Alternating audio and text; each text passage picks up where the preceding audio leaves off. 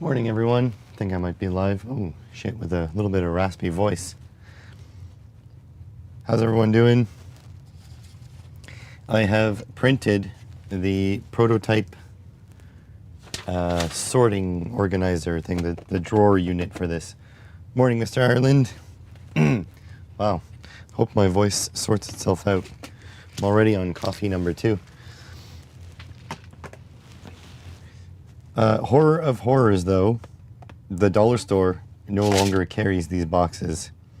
So I've checked in my inventory, I've got 10, and I think a vertical stack of 10 of these will fit in my workspace.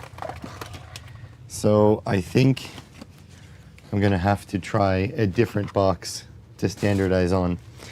And if I do standardize on a different box, I'm gonna have to go and buy like 20 of them, and they're more expensive. How's it going, JB? So anyways, as soon as I put this to the side, I'm gonna bring out the very first print, and we're gonna see if they fit or if I have to redesign my setup. So let's see. So it's printed overnight, so I've been resisting the urge to lift it off the printer all morning because I want to do it for you guys. Oh my god, it weighs a ton. it's so heavy. Okay, so quite strong in this direction, not super strong in that direction. A little bit of stringing. The Elegoo Neptune 4 Max is pretty disappointing, to be honest. So this is heavy, has a lot of filament, but it really doesn't feel strong. I really should have done more walls. Oh, that warped. Look at that. You see that? Uh-oh. Layer adhesion. What the heck happened there?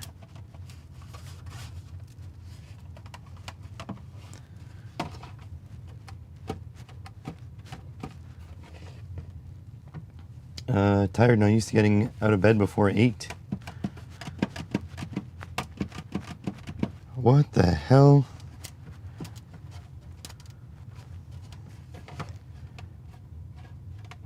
So the 2 layers are not adhered, so I need to do more walls, but I don't want to use as much filament as that. Well, let's see if dimensions are proper. Here it goes. Maybe I'll just put it like this.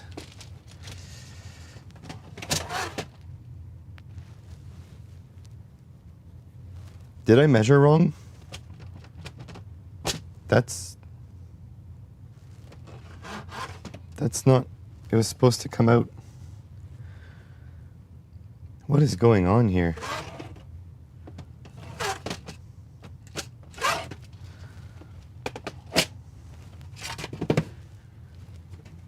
I did measure 260.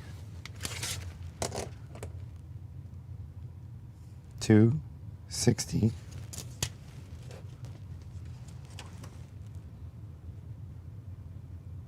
This is 160.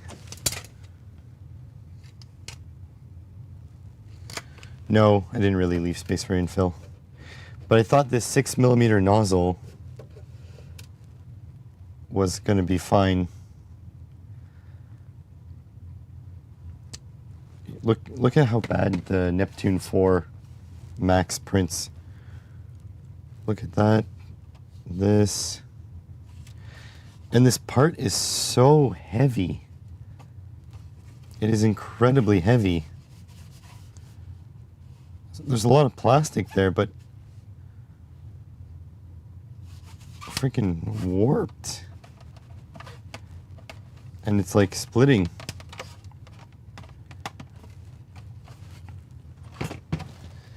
Let me see. Well, these boxes fit. Oh, this fits. So this part is not wasted. You can put it like this, really.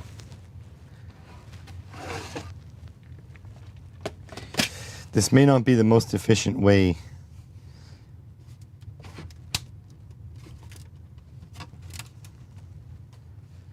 and I miscalculated. Somehow I padded it, because that is 164. It really needed to be 264.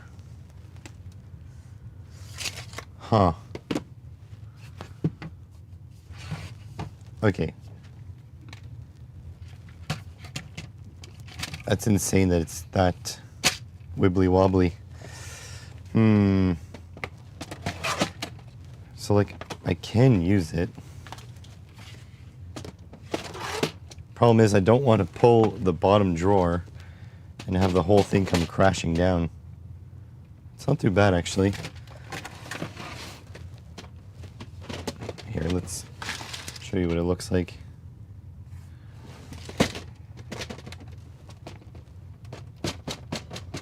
It is a little wibbly wobbly. I can't believe this warped though. It's all straight lines. I printed it super coarse as well. I don't know if you guys can see, maybe there's a moire pattern or something for you.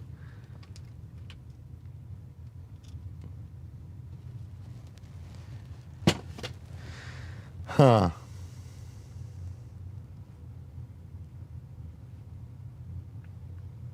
I'm kind of disappointed from the strength to material ratio, because this used like 650 grams.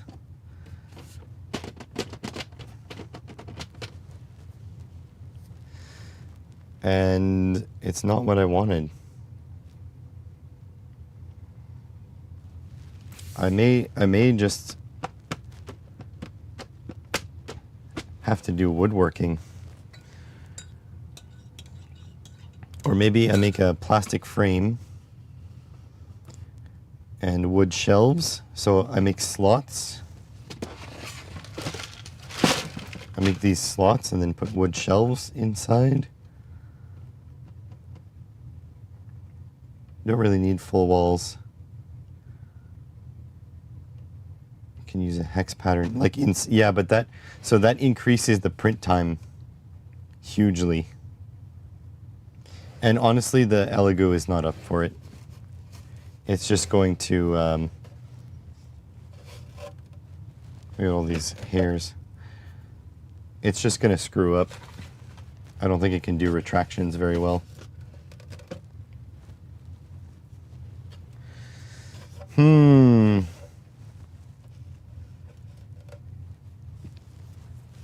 Yeah, I also don't trust the bed to adhere. This is the only printer that I constantly have to use glue stick on the bed, and it has a PEI like bed, magnetic bed. So at the bottom, look at that. The bottom warped inwards. Look at how poor the corners are. And the top warped outwards.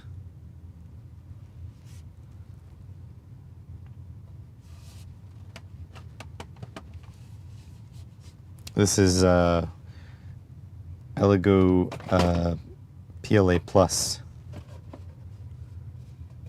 Oh look, I guessed your question before you asked it.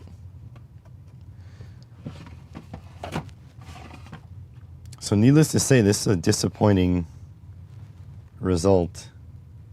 Yeah, no, it's never warped before. I've made very technical prints before, and it was fine.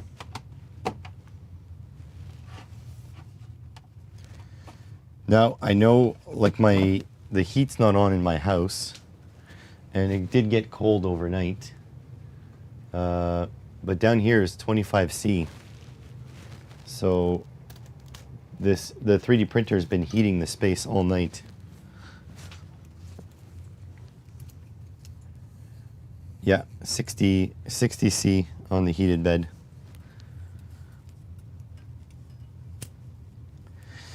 I have to say I'm pretty disappointed. in everything. So the fact that I couldn't get these boxes anymore,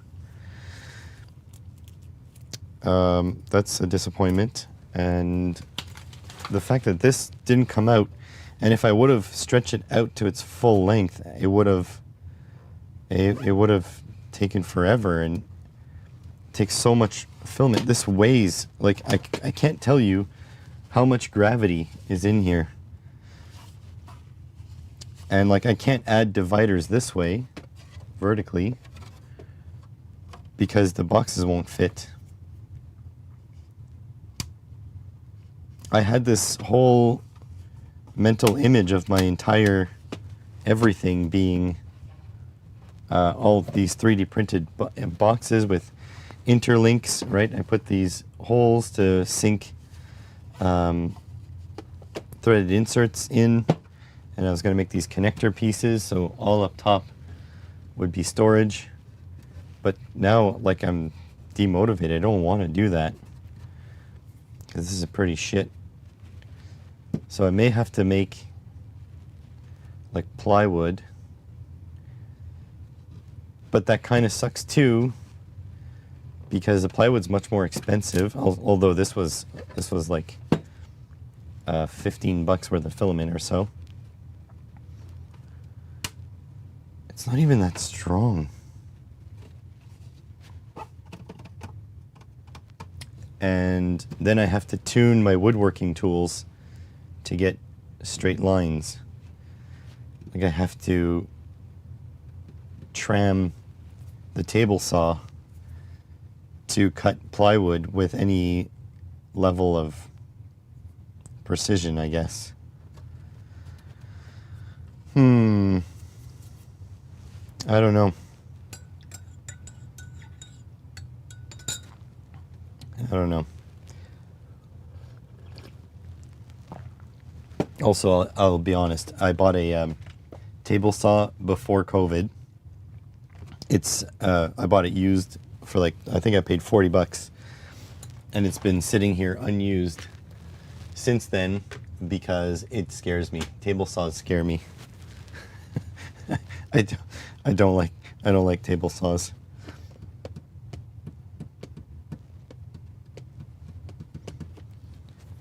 Well, that is disappointing. Very disappointing.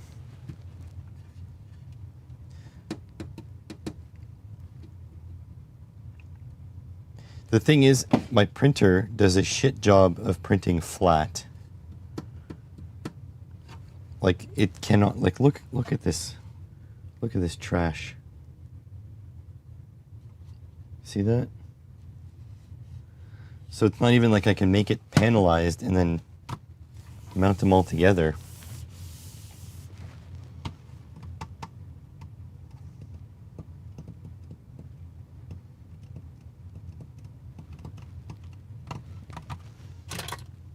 Disappointing.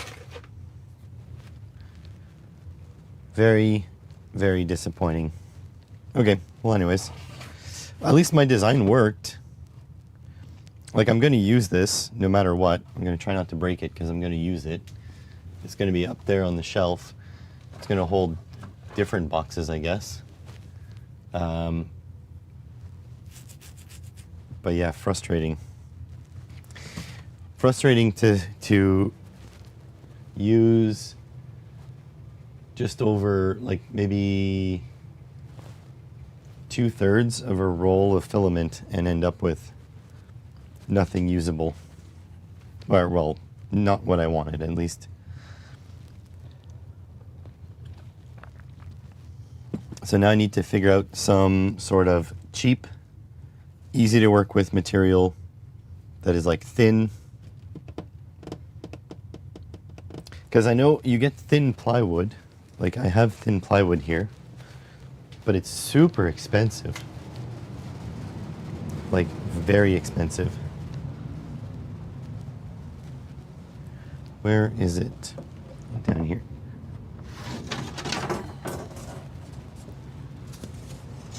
It's all warped too over time.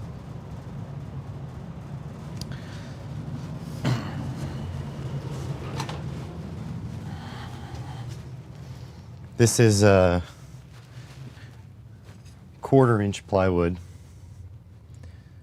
but it costs as much as a big, it's a 2 foot by 2 foot sheet, but it costs as much as like a 4 by 8 sheet of thicker plywood.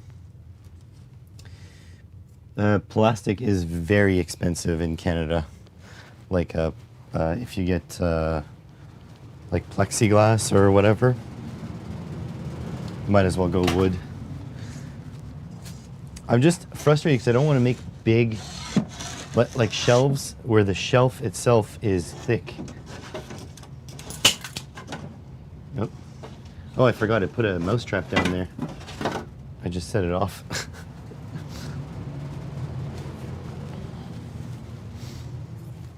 I might have to go to the Home Depot and see what I can do. The shitty part is I don't need anything as strong as plywood. But I guess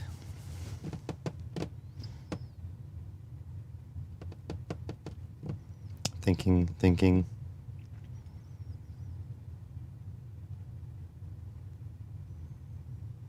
Yeah, I don't know. Just, that's kind of shitty. It is just shitty. Okay, so I did have a prototype of a storage. Hang on a sec. A long time ago, when I thought I was going to build a storage for those kinds of boxes. Oh boy, this thing's full of spider webs.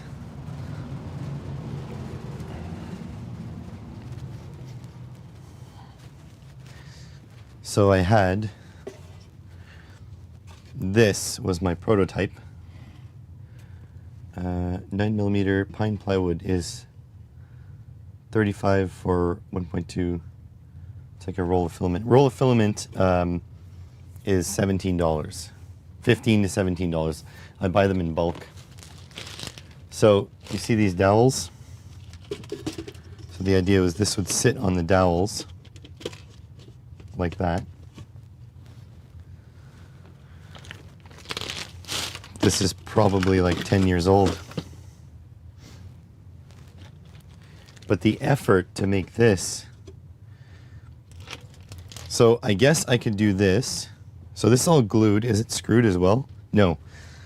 I'll show you what I did actually for joinery.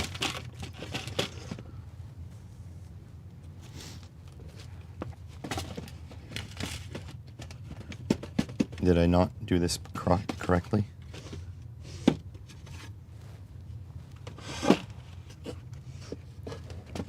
Oh, this part.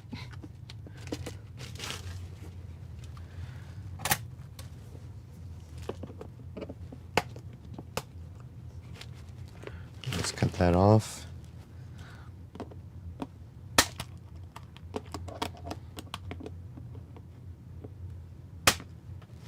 I guess I'm learning the table saw. So yeah, the idea is like that. 3D print something better than the dowels. Yeah, so that's what I'm thinking too. But this is what I did for joinery. So yeah, these fit all nicely.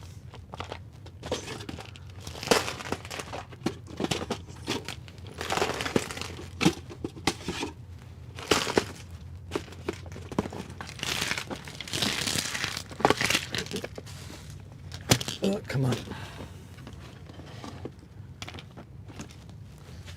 So for joinery, yeah, this is all full of dust. So what I had done was I had drilled and glued dowels into the corners. So there's dowels hammered all in here. And they're glued in, and then the last step was to take this to the sander and sand it down flush, because yeah, I snapped all these dowels off and then I was going to sand it. So I guess I can make something like this, which is still a bit frustrating because I would have just started with this. But yeah, if you run the... you did that when you renovated your closets? Yeah. So I can measure and make rails instead of dowels and then screw them in. Could do that.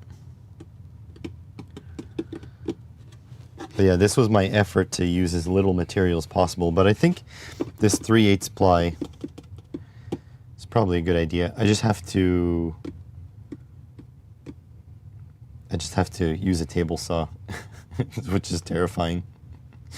So many people lose their fingies to a table saw. And I also need to tram my table saw in so it cuts straight. But yeah, this was an old prototype. It's been hanging up on the ceiling for a long time.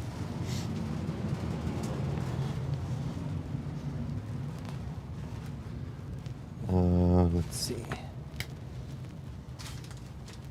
Put that back on the ceiling.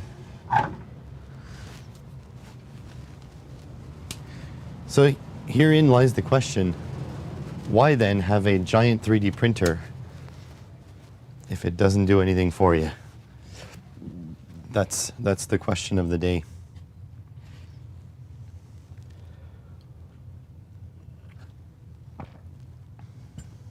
Who knows? Is there an answer? I don't know. Okay, so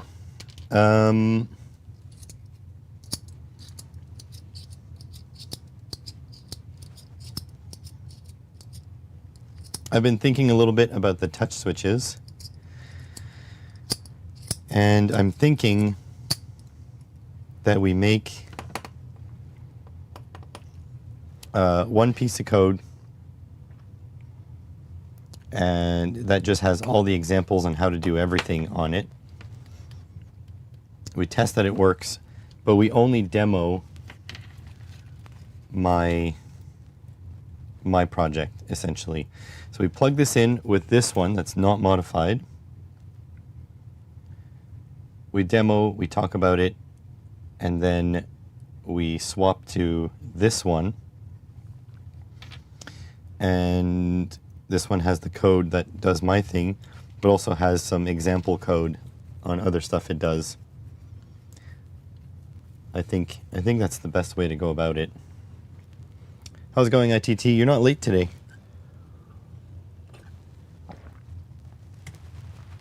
You missed the big reveal that my drawers don't work, or well, that they printed wrong, I should say. Frustratingly. But it is what it is. It is what it is. I was so excited to put this all together. Oh, the more I pick it up, the more it cracks. So first the top warped. Oh, it's just cracking more and more. The bottom warped. You can see inwards. Weighs a ton, and it's not even big enough. So, a big disappointment, essentially.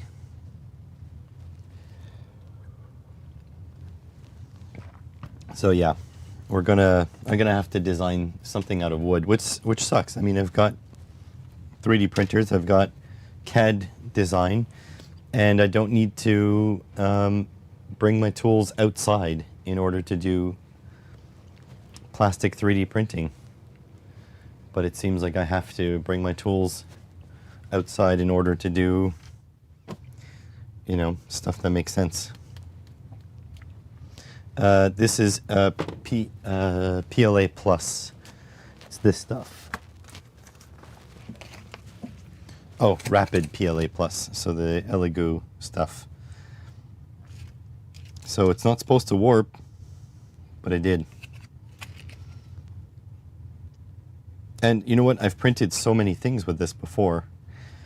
I think it might just be the speed of the print combined with the wall ordering, and I don't know. Who knows?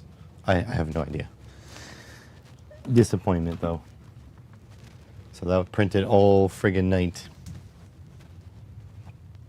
It is what it is. It is what it is. Okay.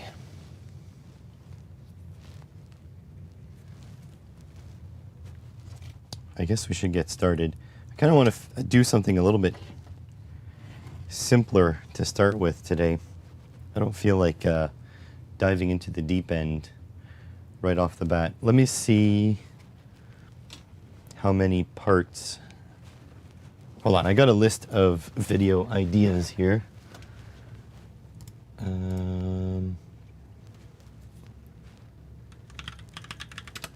Google Sheets. I'll bring you to the screen in a moment. Video ideas. I need to zoom out.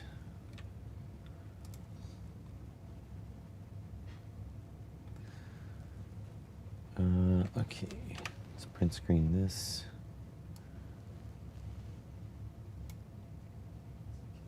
Save. Videos 1.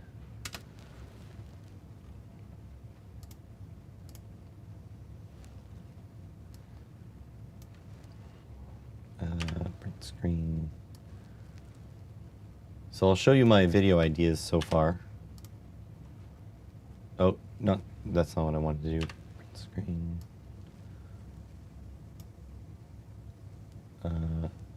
Save.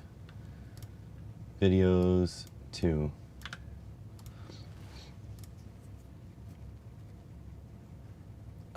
Yeah, so the PLA Plus or Pro or whatever is stronger.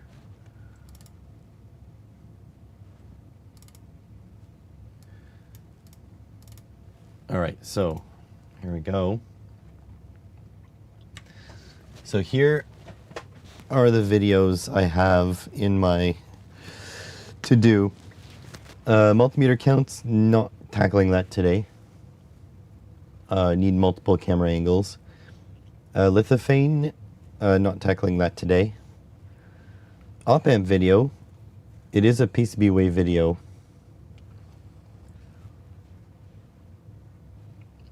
And I do only have 6 days in order to turn in a PCBWave video.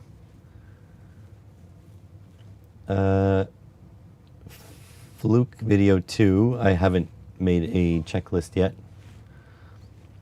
Thermal cam, needs second camera angle, not going to do that with on stream. Function gen, I believe it's filmed, needs to be edited. Unity DMM fan replacement, no, not doing that today because I have to undo my stack. DMM DVA adapter, I have all the parts for a DVA, can do that. Diode voltage drop comparison, no, need 2 camera angles. Crimping video, that's a big anthology. Picking a scope from my shelf, not doing that today. How to check your SD card is fake, needed second computer. RP2040 video, I really should have specified because I did do a video. Was that the one I wanted? I don't know.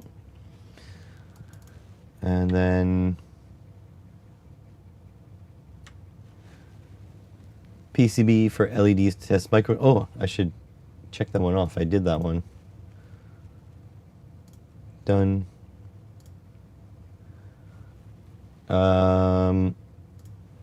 DIY theremin. That seems like a big project. Box encoder. That's too much software stuff. Cheap action camera. Oh yeah, I did buy a cheap action camera. I can start filming that. Belt tensioner. That's like a short. DIY power bank. That's a good idea too for eventually. Arduino R4. Hey, I did that video, right? I did the unboxing. Yeah. Done. Arduino versus clone. Now that one I could do as well. Multiple screens needed. 30 volt, 5 amp waterproof power supply. Don't remember what this was about. Someone mentioned the solid state drop-in relay replacements, but I need to take a look. And then the I2C address detector, that's the one we worked on yesterday. None of this is speaking to me today, to be honest. We might just need to jump into code. And by code, I mean ChatGPT. Not that I want to, but it's probably a good idea.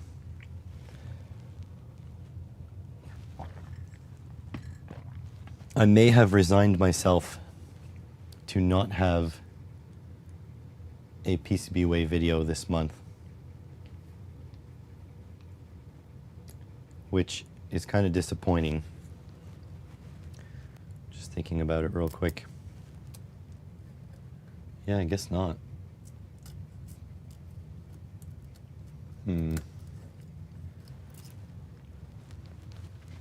So, oh yeah, by the way, no pink LEDs involved.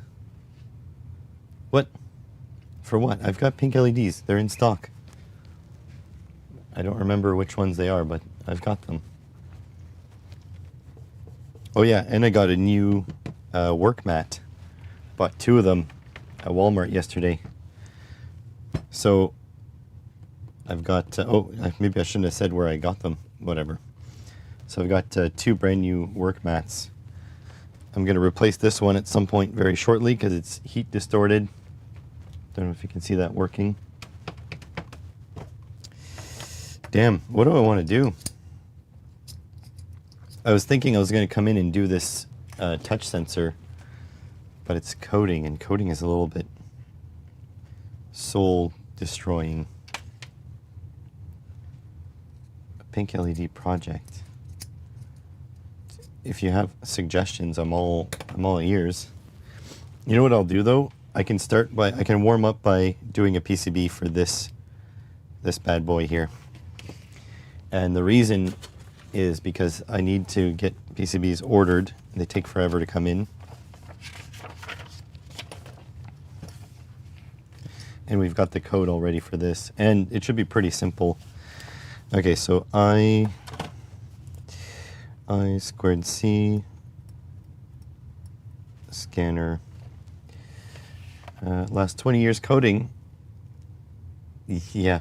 Well, it's not, to be honest, it doesn't kill my soul.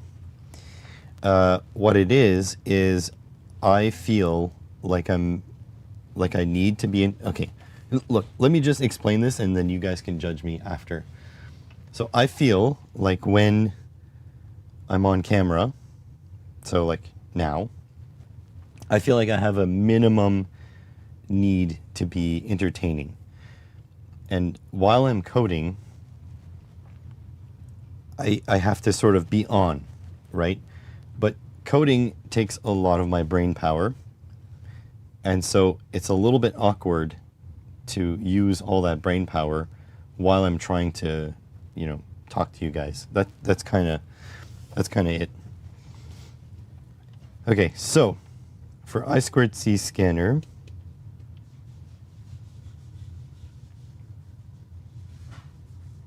so what features do we want? What features do we want for the I2C scanner? You know what? Actually, I'm going to do this on Google Docs. It's probably best. Coding is quite boring to watch live stream, except when it's a bit loony. Yeah, for sure. The sad part is you don't hear the TTS anymore. Okay, so let's just open Notepad.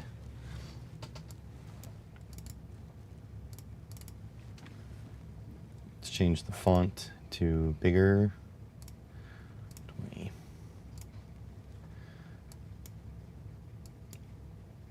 All right. So I2C scanner features.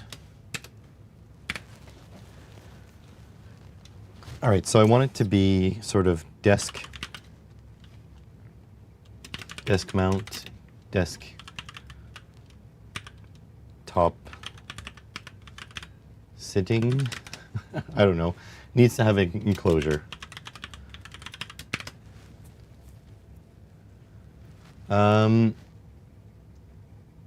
Since PCBs you don't pay for size, you know, as long as you stay under 10 by 10. Wait, let me just make USB powered. Definitely. I don't really care to put a battery in it. So USB powered, deskable. I kind of want it to have a switchable 5 volts, 3 volts, VCC for I2C device. And I'd kind of like pins, pins to plug device directly in. So maybe like a VCC, SDA, SCL, and ground. Is that the orientation? Let me check.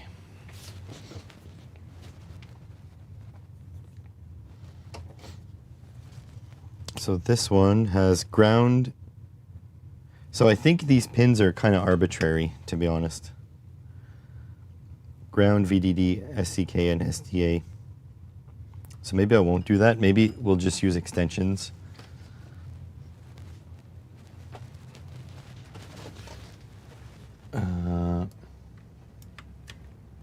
Screen.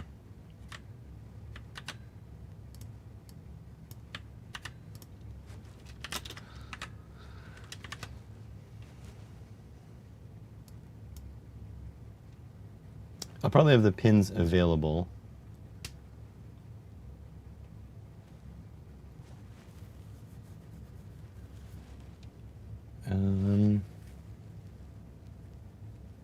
Yeah, different pinouts, correct. Yeah, that's what I'm thinking. So definitely not. So I just need pins to plug the device.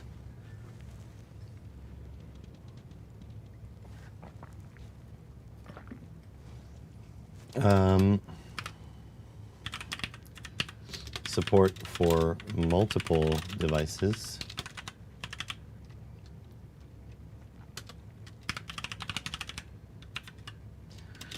So here,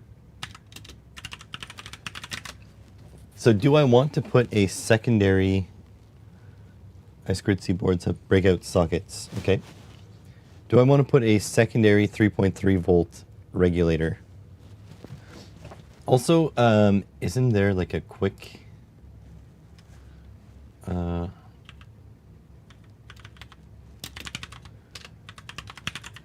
is there a standard for that?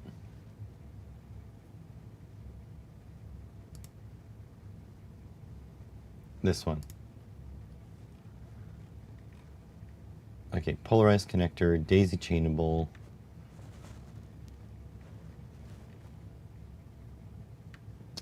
So because the RP2040 has an onboard 3.3 volt regulator, but the problem is it's tiny. So probably not the best. Yeah, use one for just the 3v3. Because I have somewhere, I should just have regulators. I could just put a 3v3 SMD regulator. Probably not in here. Oh, yes. What's this? This is 7805. Here.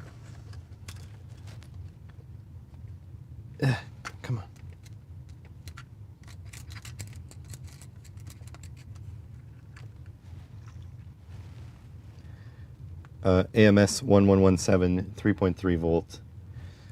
So I'll just use these. It'll just be safer than trying to rely on the tiny little regulator that's on the RP2040.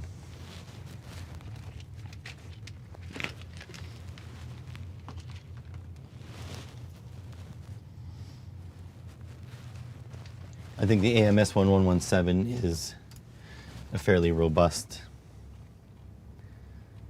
connector anyways.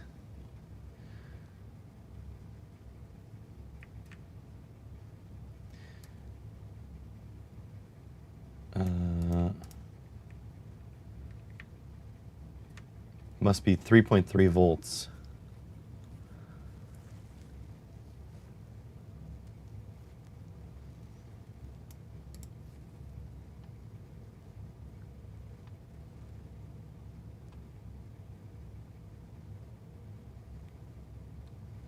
Oh, there's another one, Stemma.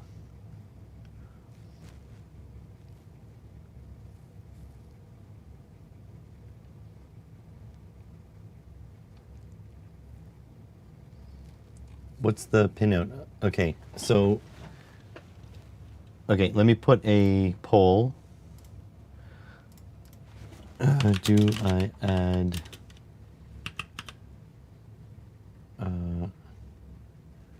IC to the scanner or pass? Add it, pass on it. There we go. So vote in the poll if I add the footprint for a quick.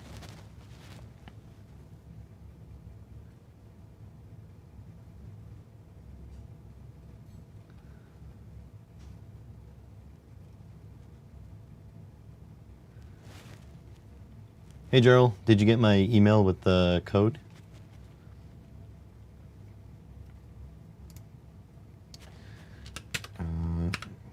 QWIC.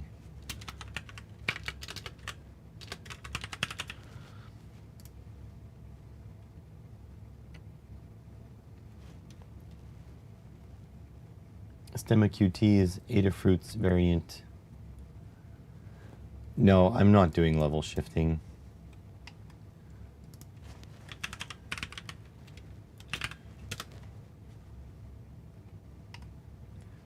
Why does one person make a standard and then there needs to be another standard?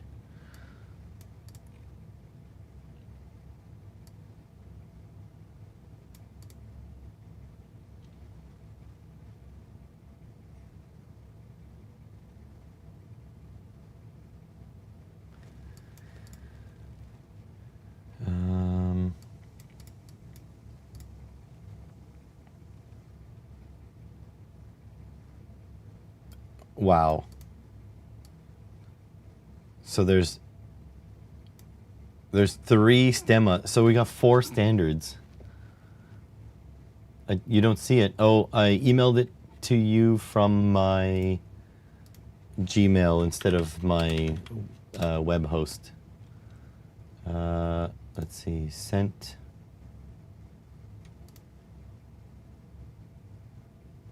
It's first name dot last name at gmail.com that I sent it to.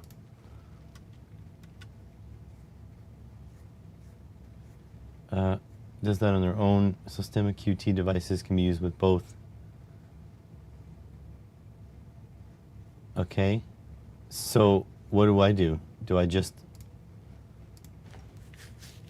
Are they the same pinout though?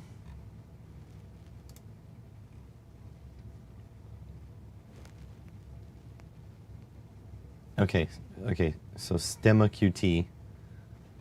So I just put a quick, and then Adafruit will just work with it. Is that what I'm understanding?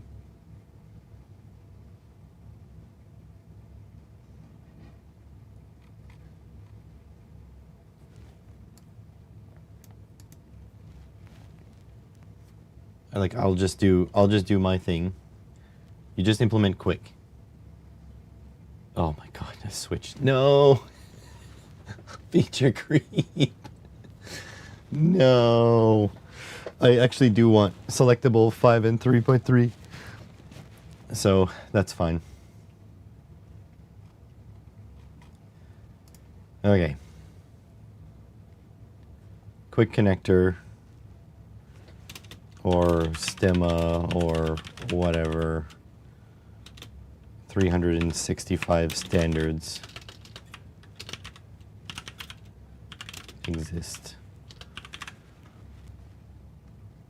So there we go.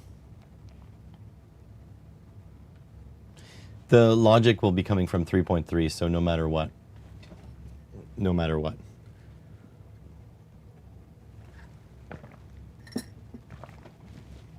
Okay. So I think we're good here.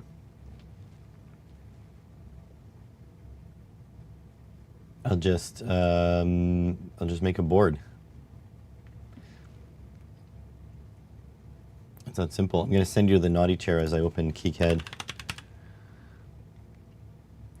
Also, Gerald, let me know if you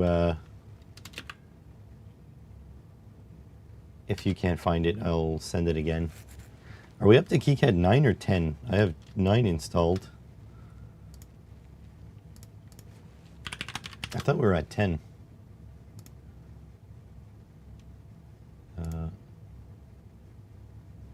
Windows? No, 9. Okay, we're good. We're good. Stemma Qt. Okay. Jesus Christ, I'm so sick of so many standards. Leave me alone. Ugh.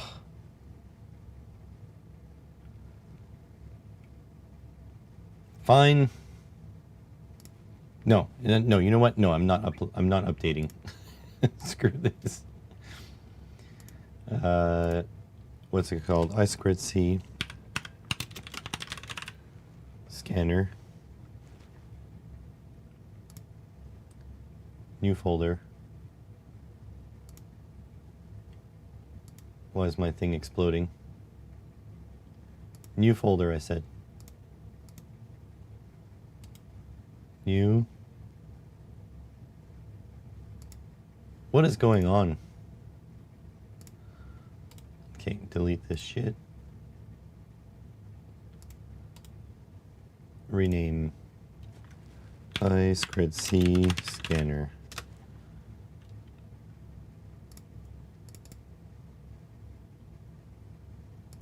Oh my god.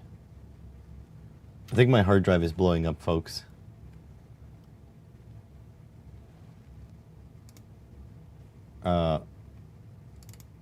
Something is going horribly wrong.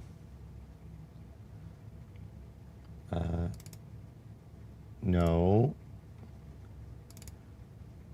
Stuff. Projects.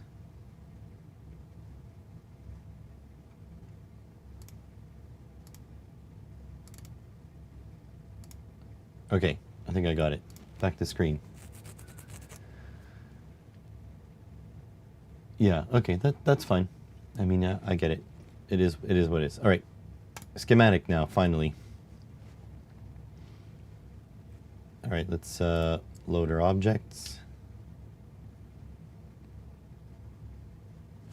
This takes forever every time.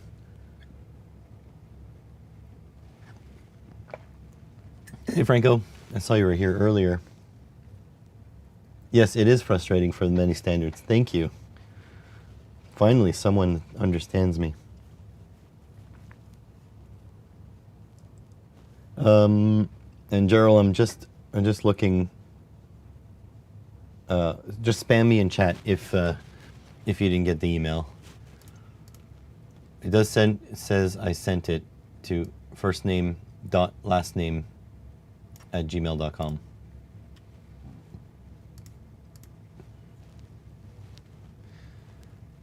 Did I? Yes, and I included the .ino note. Hang on. I do have dyslexia. Let me just double check. I did not reply to your email though.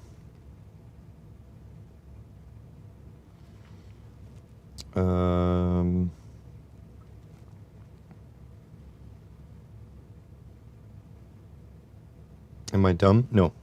Well, yes, but no.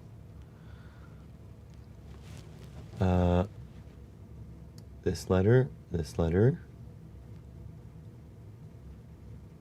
this letter.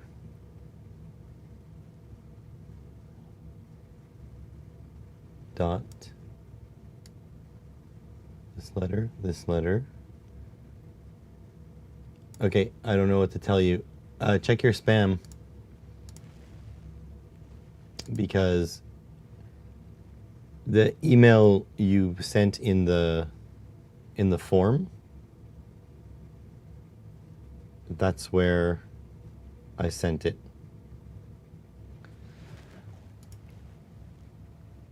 Well, no, it was yesterday.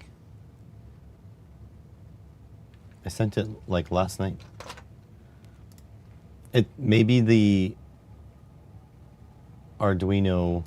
Okay, hang on. I'm gonna resend it. Here. The thing is, I can see your picture, so I'm pretty sure I've got your. Let's see, copy this. Let me just send. I don't want to leak your email, so I'm gonna send people to the naughty chair.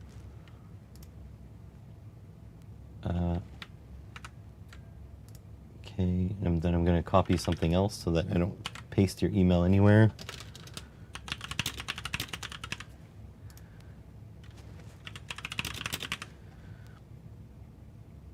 And then my code should be in this, this, this.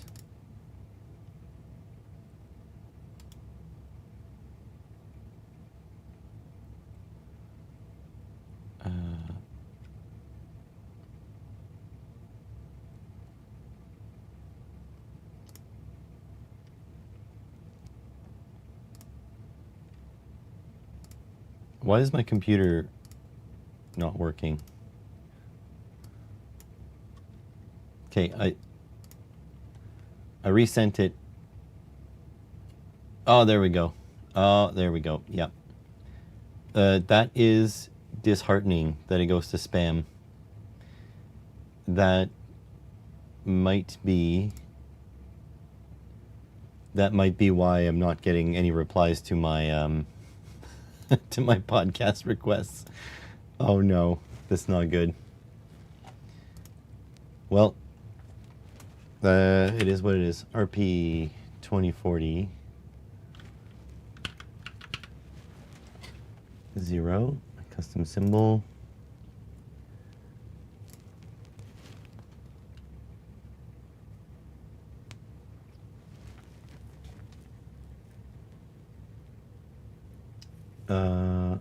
I don't really care about the properties. There we go. Yeah, that does suck. Well, it is what it is. I mean, what do you want me to do? I was just on a quick explanation, right? Here. I was probably on the same page.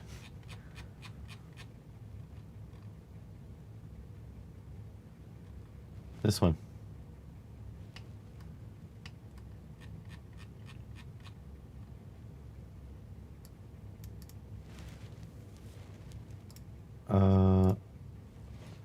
Question is there it's not in default library for KiCad though. Means I have to import it.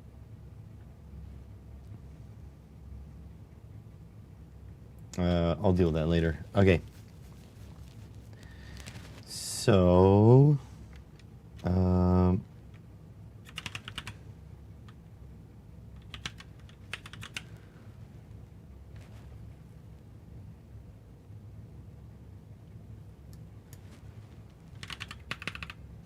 nice. AMS 1117 is there.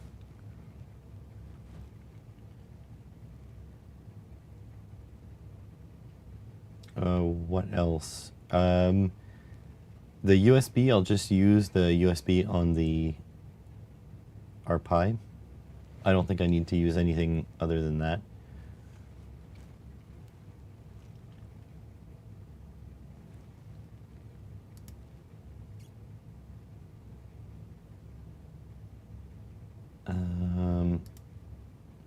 What? So, yeah, 5 volts. Yeah, I'll just do my labeling. All right, 5 volts. Ground.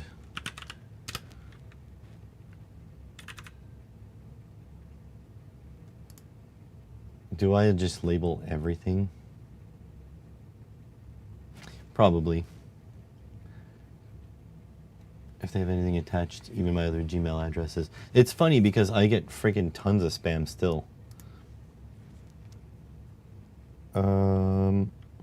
I don't want...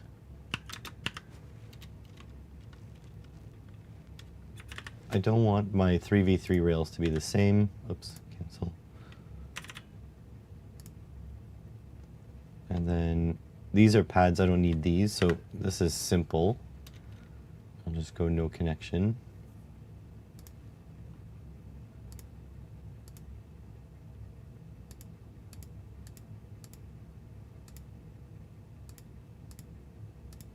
And honestly, I'm not going to use the other row of pins. All right, thanks for that. So that is the proper one for the quick.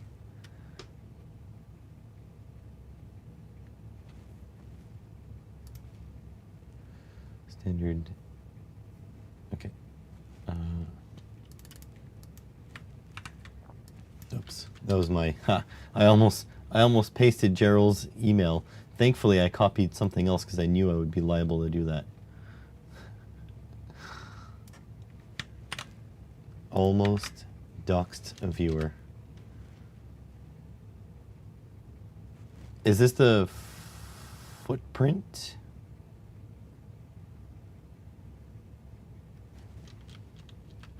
That's the footprint, though.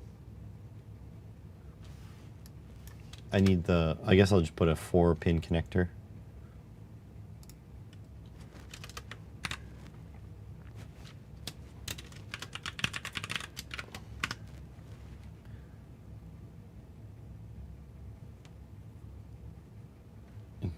It's not Jerry42. Or maybe it is. All right. Connector. Sure. So that'll be our quick. And then we need a couple more of these.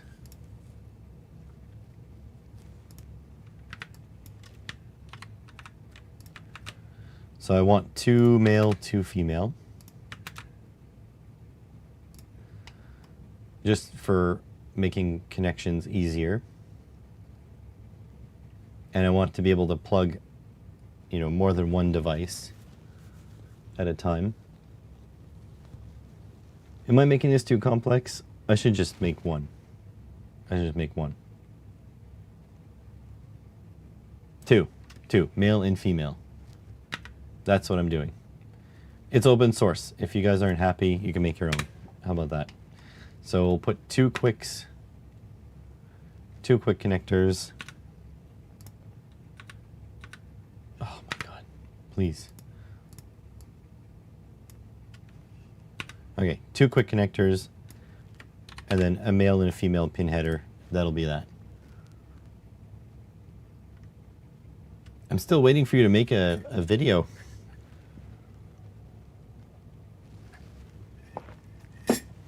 The time is right. Okay. So that I know I need 2 caps.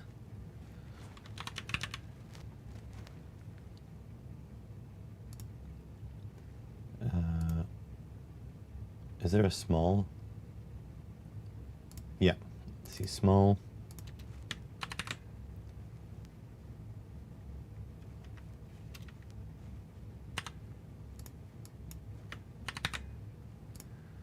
At least 2 caps for that.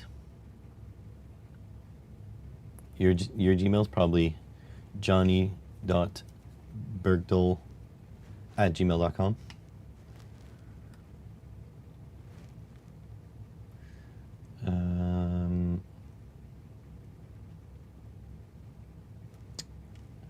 This will be, oh, that's not what I wanted. This guy will be the real 3v3. Oh, you motherfucker. Having a rough time this morning. Yeah, I just doxed you. Don't, actually, please don't joke about that, because YouTube is just AI bots at the moment, so maybe they'll think it's real. So V in will be from the 5 volts, like so. And then I'm going to break out all of these GPIO. I forget how many. I forget how many pins per side. Let me go count. Webcam. Yeah, I have, between all my burners and stuff, I probably have like 5 or 6, actually more, because I have my own website, so I have my own email server. 3, 4, 5, 6, 7, 8, 9. Need 2 9-pin headers. Let me just count again, because I'm an idiot. 5.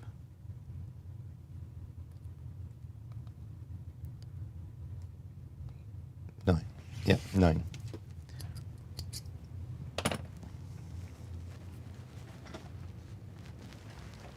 Oh.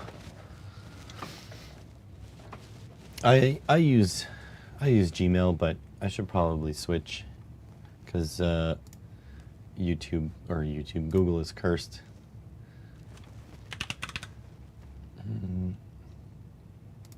Nine.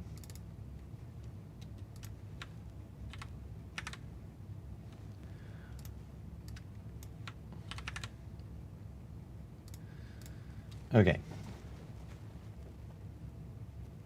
So I'm pretty sure they're all lined up. Let me grab an RP2040, since we know I've got a bunch. Lovely bunch of coconuts.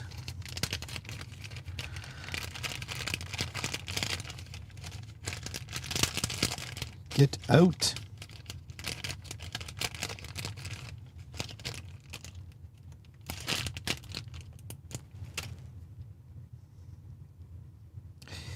So yeah, so 5 volt. You guys see that?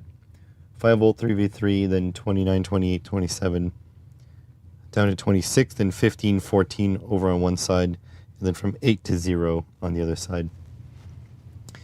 The domain for your main email is connected to Gmail. I don't know what that means.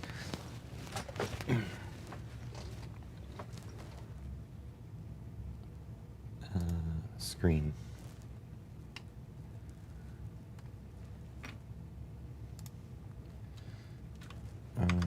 GP29.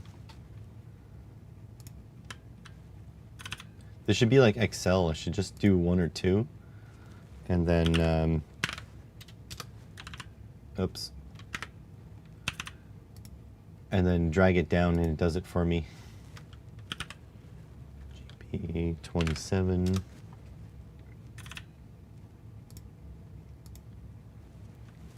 GP26.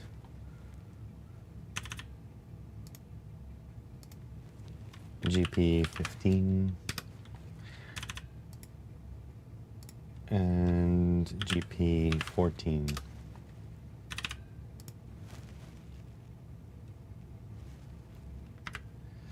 So this is 9, right? 1, 2, 3, 4, 5, 6, 7, 8, 9. Yep. Grab all these bad boys, copy that. And let's grab this guy, flip that around.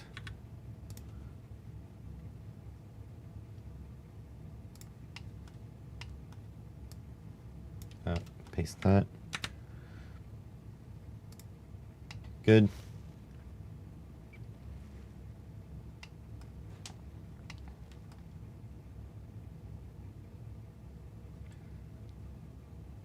Oh yeah, and then 0 to 8 on the other side.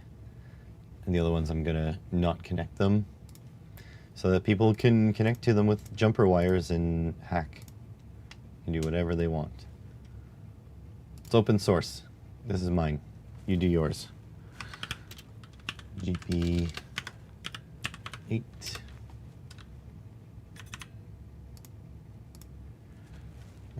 GP7. GP6.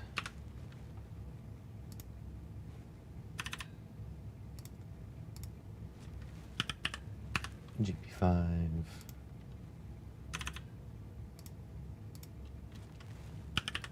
GP4. GP3. GP2. GP1. And GP0.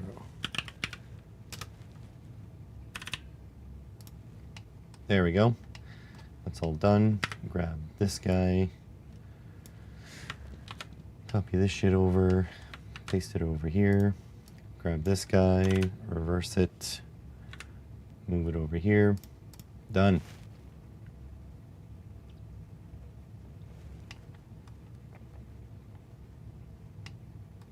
All right, so this is just so people can connect to it. Oh yeah, we need another one of these connectors for the OLED.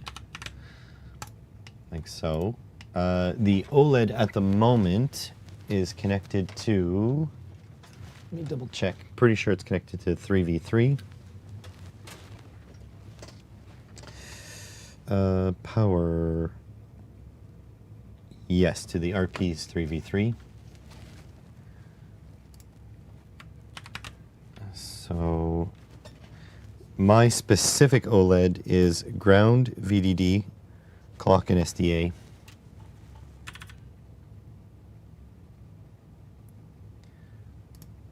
I'm gonna grab ground. Okay, and then clock is pin, I always mess this up. Oh, I guess we've added the quick connector. Plus, most of you wanted it, so it's good. There you go. Oh, flip on the light because I'm old. Serial clock is on pin 5. So GP5. And then SDA is yeller, pin 4. Okay, is this the name? Just edit the name. This will be OLED.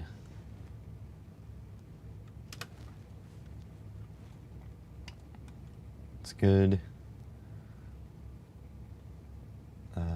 All right, so this will be external connection 1. This is external connection 2. This is quick.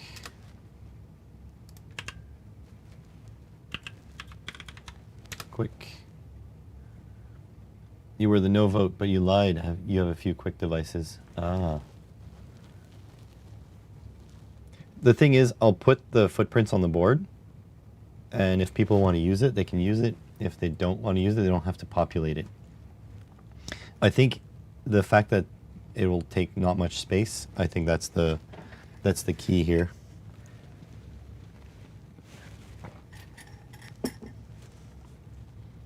So I think that's it. I just need to check the AMS 1117. So essentially,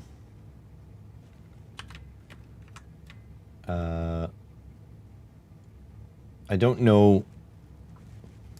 Okay, hang on. This is a good question for AI. Ground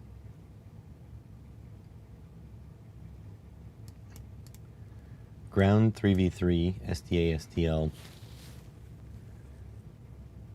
Oh, wait, no, wait, I'm forgetting. I want a selectable output. The quick needs to always be 3v3, but these have to be selectable.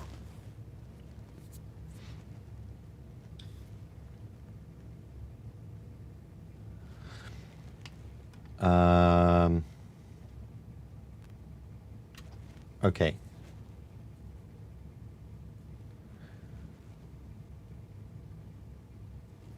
Okay, so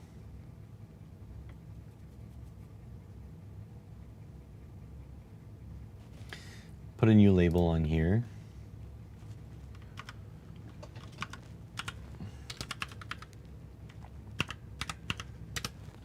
So switched. Oh wait, no. Okay, no, I'm doing this wrong. Switched. That's the name of it. So it'll use these two, and then yeah, my switch will connect to it. Okay, we're good. Now, question for AI. What do we use? Let's use Claude. Why not? I'm trying to decide on a standard pinout for my I2C header. Some devices don't follow any standard, and that's fine. How's it going, Best?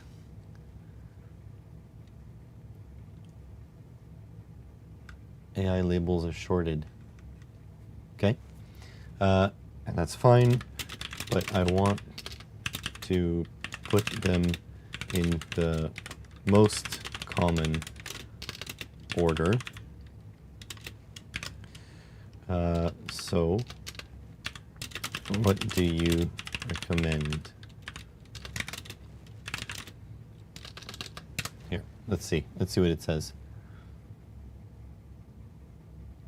Yeah, I know. I don't want to pull it in.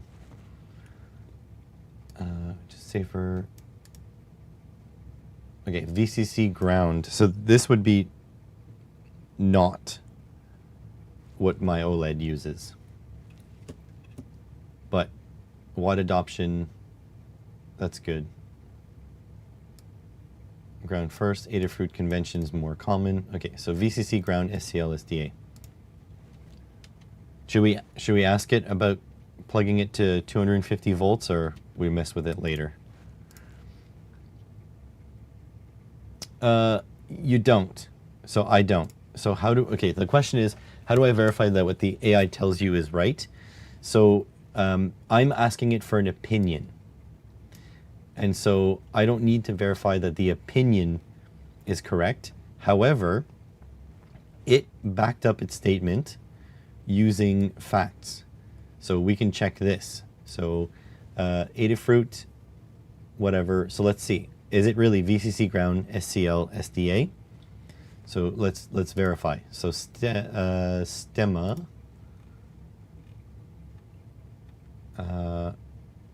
So look, VCC, ground, SCL, SDA. So that is in that order. We can check here SparkFun. What's the order? So, oh, it uses ground then VCC. So it's wrong with that. So it says SparkFun uses it, but it's wrong. So here, that just tells you it's wrong. But this says it's an Adafruit convention. So we just need to double check that Adafruit always has that. So essentially, you ask it for an opinion, and if it provides evidence, then you double check. I think that's the simplest way to do it. But here, you can also challenge it. Are you sure about SparkFun using that convention as well? Uh-huh.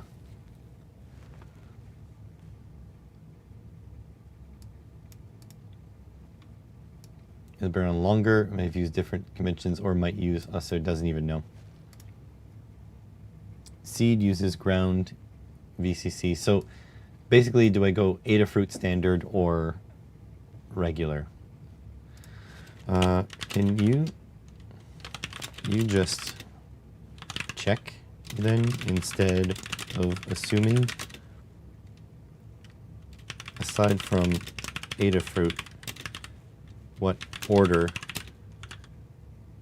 do most companies use? So now it's checking, now it's searching.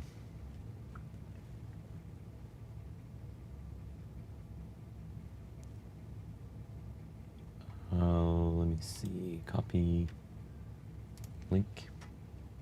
Yes, no, I didn't ask for a universal standard, you nub. Freaking clankers. Seed, Stemma, Adafruit, VCC, whatever. The quick, Pimoroni, different. So, there you go. Go to site.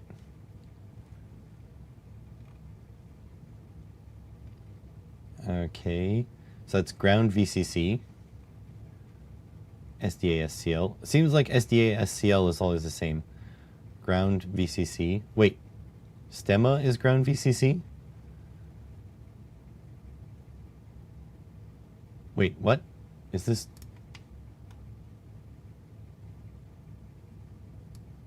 Why do they do this then?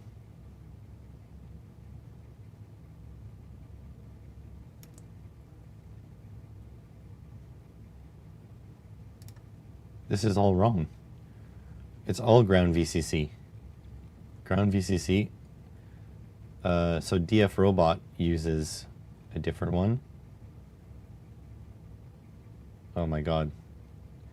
This is horrible. Can we just agree on one standard? Yeah, I love Clanker. There's a couple, oh my god. Hold on, there's a couple of standard slurs for AI. One of them I don't really like because it's like it's kind of have a anti-Mexican. Oh yeah, cog sucker, COG, like this. Cog sucker.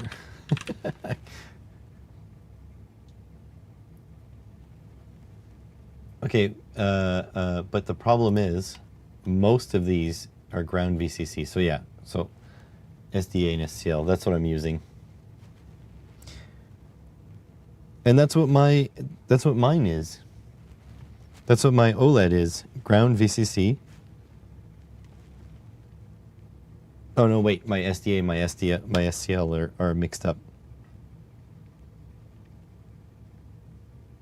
You know what? Screw it. Screw all of you. And by screw all of you, I mean I love you guys so much, and please don't leave me.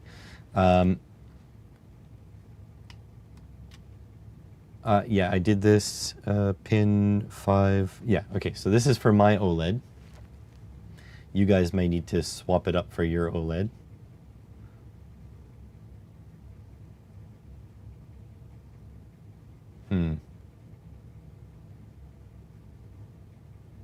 Hmm.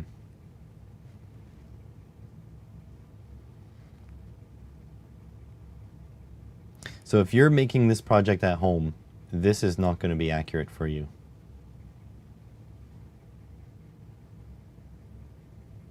So that is problematic.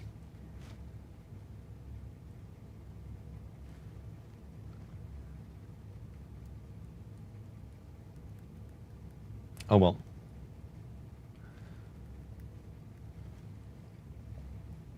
I guess it's just gonna have to be what it is. All right, so we're gonna go ground VCC.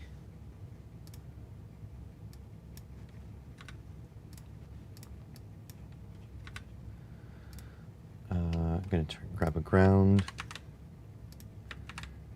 So I'm making this for me. Yes, I am going to do the PCB. Yep. Absolutely. Put jumpers on the board? No. No, because that's like so many jumpers. There's a ridiculous amount of jumpers.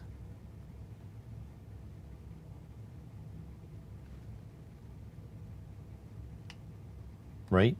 Am I wrong?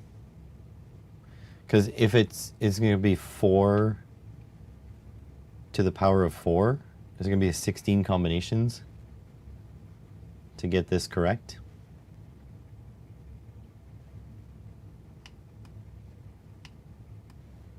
Right? So I'm making this for my OLED.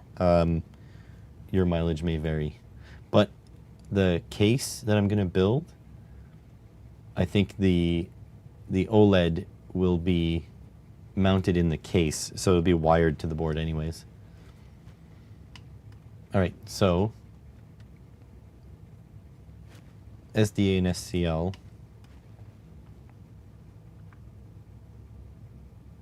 Now I don't remember which pins we used for SDA and SCL. I think it was 7 and 8. Not sure why you don't put switched on the quick. Because here's the reason. These people say has to be 3.3.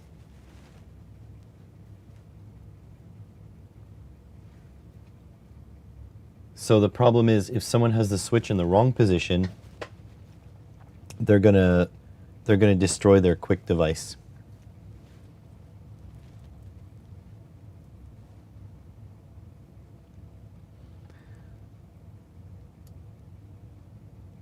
Only supports 3.3 volt boards. Currently over 90% of our I2C products are 3.3. Oh my God. What do you what do you want? Quick or stemma? I hate standards. I hate standards so much. Is quick or stemma the one we want? I hate standards. Boards must be 3.3 volts. Must be 3.3 volts. Must be 3.3. Must. Here, let me just. Must be. Must 3.3. Must be. No, it is not. It is pronounced QT.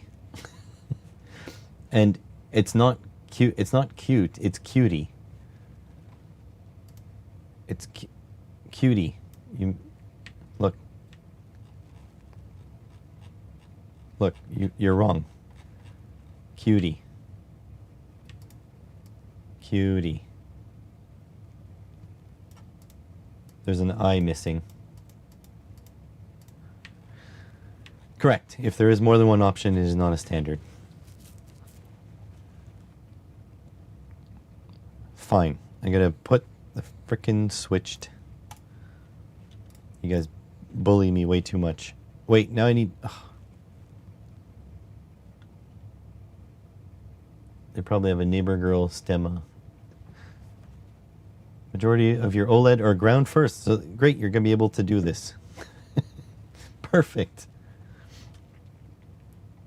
You're gonna be able to replicate my project, and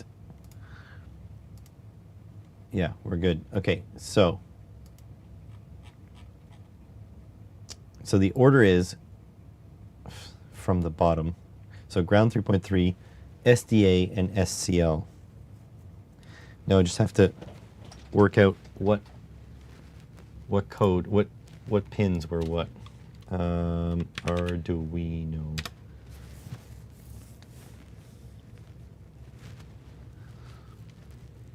Hold on a sec. I sent you the naughty chair for a moment. Oh, now stop. Can things just like not update? Go away. All right. 6 and 7. So 6 is SDA, which is the next one after 3v3. 6 is SDA, which is the next one after 3v3. 6 is SDA.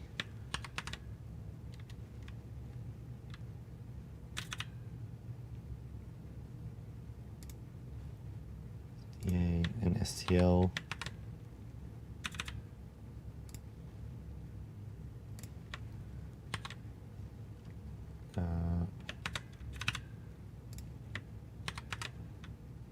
And then SCL, pin 7.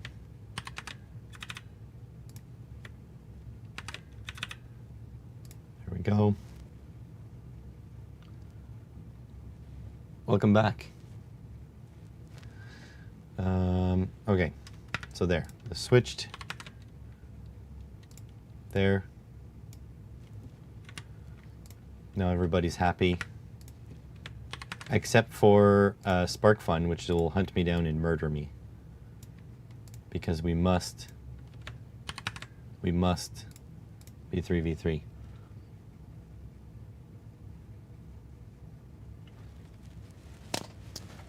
Yeah. Okay, now we need AMS 117 data sheet. Thanks, I don't want... Give me this. All right. Oh, we need a diode. Wait, no, we don't need adjustable. No. No.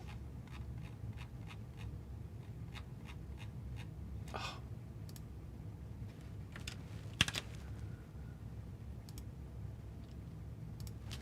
3.3.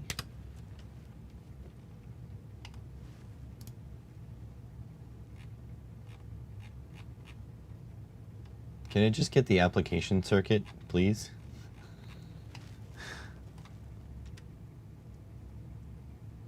No, I'm not changing anything anymore. They are both. They are both, and that's just too bad. No more changing.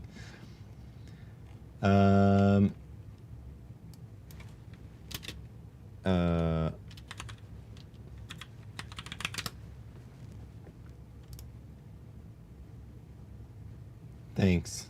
Can I just, please? There, that looks good. All right. So between the input and the ground, I need 220, 100. Why is this polarized? Is this the proper application circuit?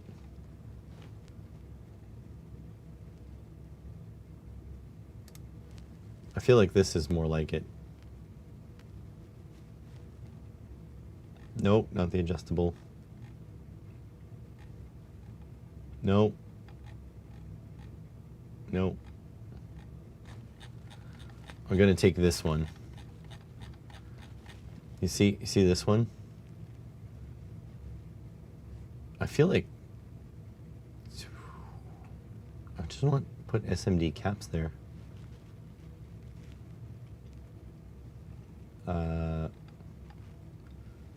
47 UF. What do I have in terms of caps here?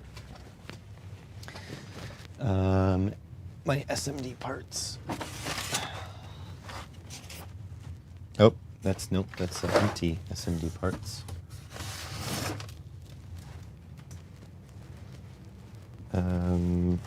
Here.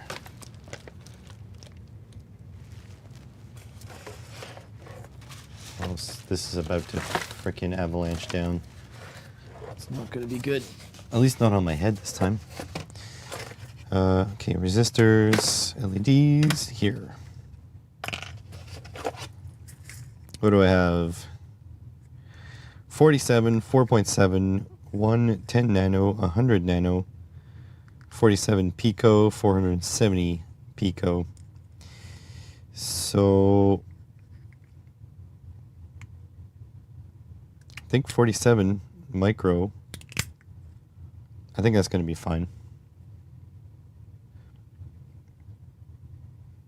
So I'll put 47 micro on both ends. Should be plenty. If not, then I'll piggyback two of them together. And Moss. Oh look, the subscribe box. Look at these micros. I don't even know what to do with them anymore. They suck. Look how massive they are. Look how huge these chips are compared to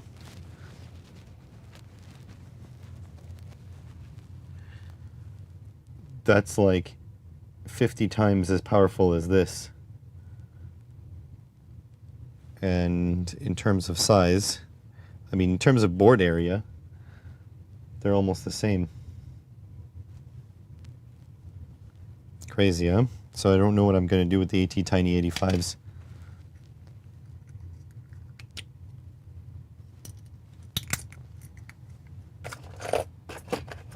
What's this? Half bridge. Oh, I have 10 micro. Why isn't this not in here? So 100 micro and 10 micro. So I'll just put 100 micro, no? I don't know if that's accurate.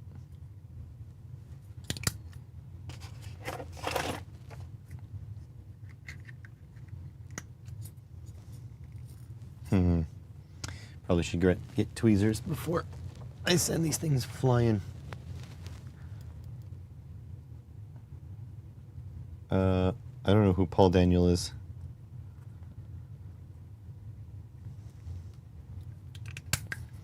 Do you think this is 100 micro?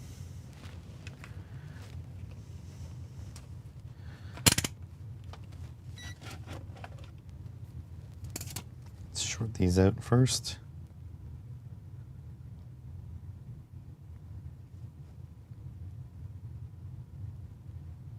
$125 nano.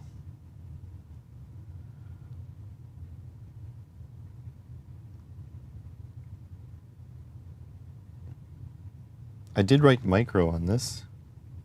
Yeah, UF.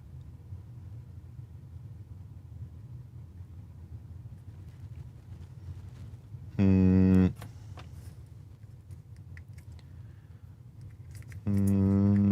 don't know. Let's try another sample.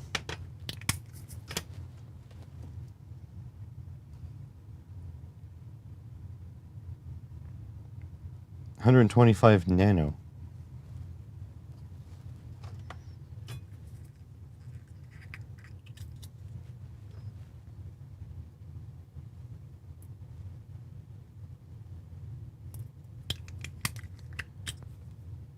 These look bigger. Oh.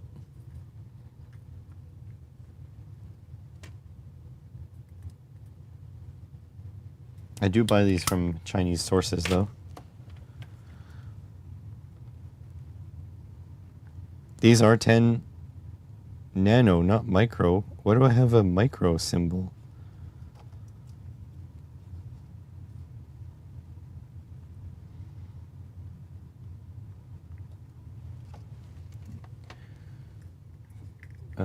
Best take one from 100 and verify. That was 100.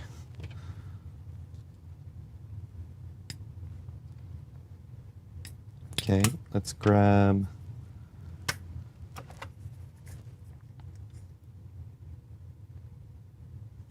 nano, pico, micro. So here's, yeah, these look bigger.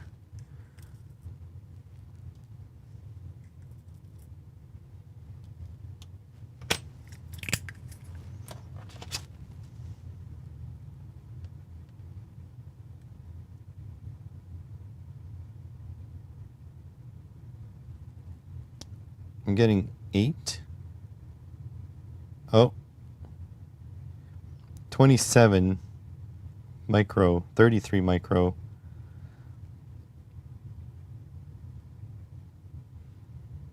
$50. Okay. Hang on.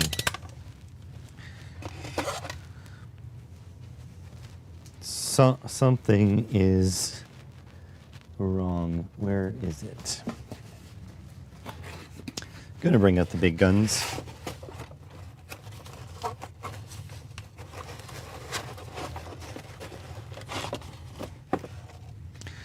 This thing has a lithium battery in it, so I don't know if it'll start. Yeah, it'll start. Look at that, full battery.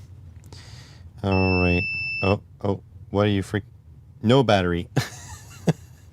Oh, and it's got the stupid USB micro. I think it does have a replaceable battery though. Let's see what's going on. I think there are 18650s in there.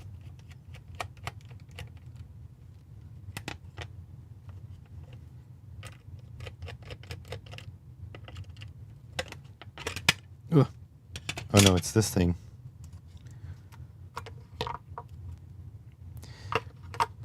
Well, hopefully it doesn't explode when I try to charge it.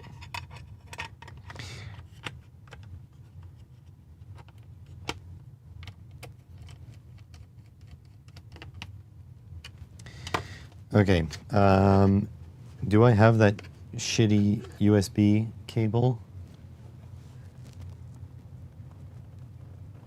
Oh.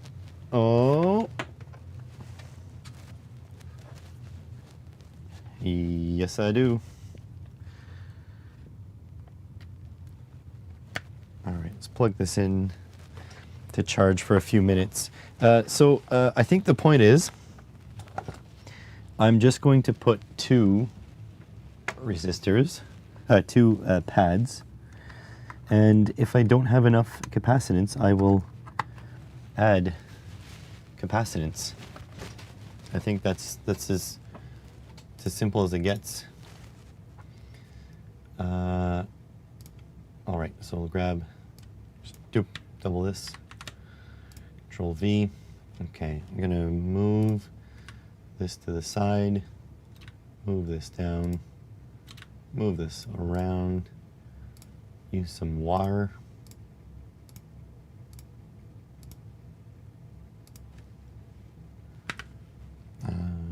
Move this over,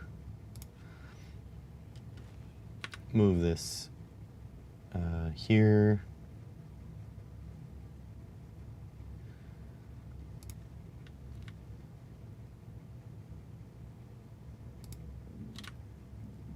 Oh, I am hungry.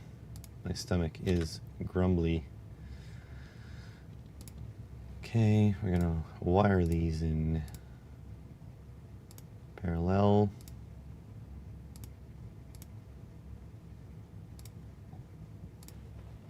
Like so.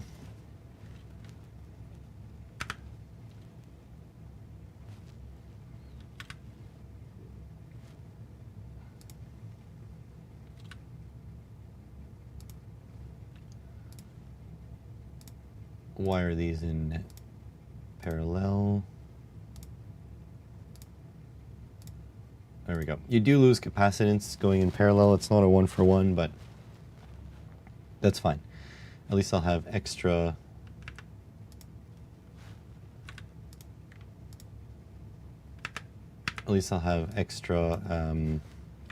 stuff, extra pads. That's good. So that'll be 0805s. So that's good. And now I need a switch.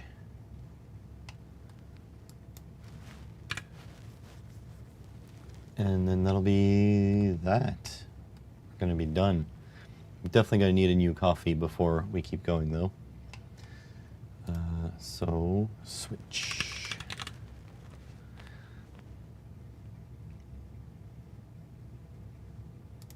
Nope.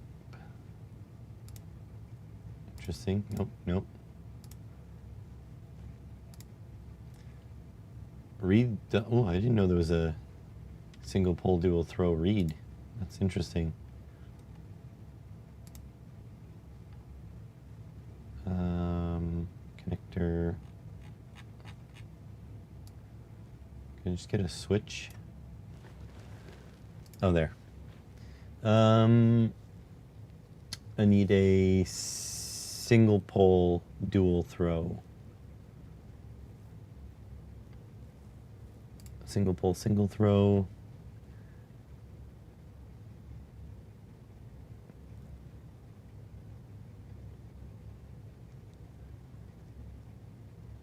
Why do I not have a...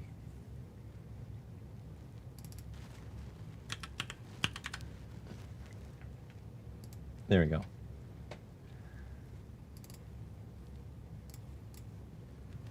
Oops.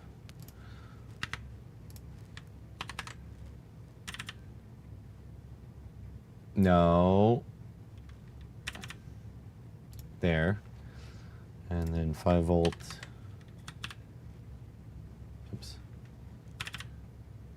There. And then this will go to switched. There we go. So that's good. I don't think I need anything else.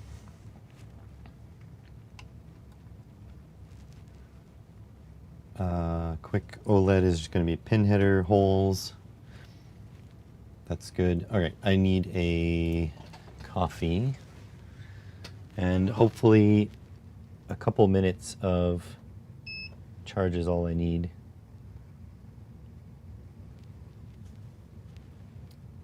It does turn on with it plugged in, but I'll give it a couple moments to charge. Hopefully the battery is taking charge. All right, what do I, where is my sign to say I'm going for coffee?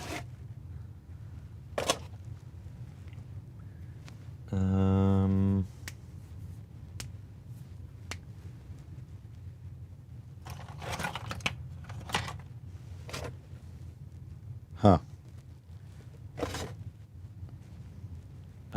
I kind of need my coffee sign. Oh, is this it? No.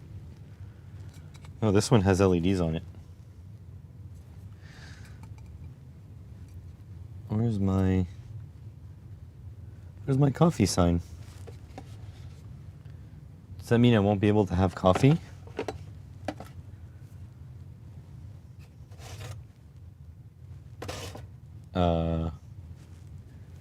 I did tidy up yesterday.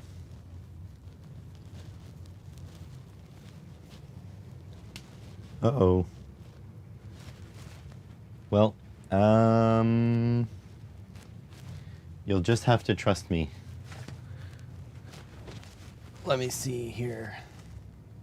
Screen.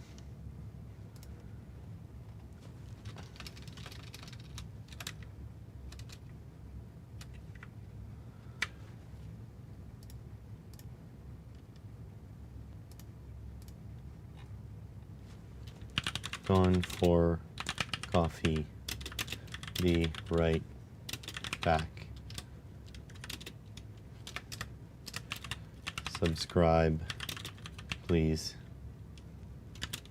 Don't be a clanker. All right, be right back.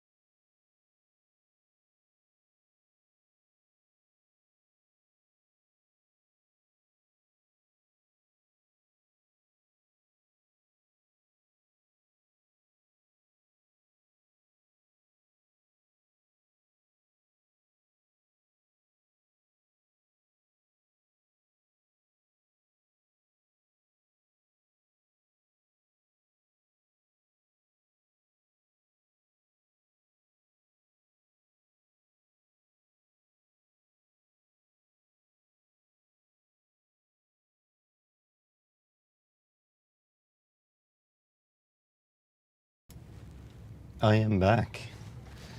How's it going, Robert? Yes, I'm making an I2C OLED tester thing. Oh, do not close that. I need that. I'm just about to do footprint assignments, and then I'm going to do a PCB design. What else? Useful stuff. You love Metropolis. Get the newer cut. Interesting. I've never seen Metropolis.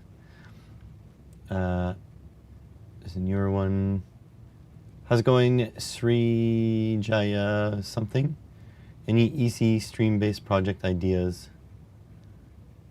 Ask AI. I have no idea. Saw the re-release with the Quinn music.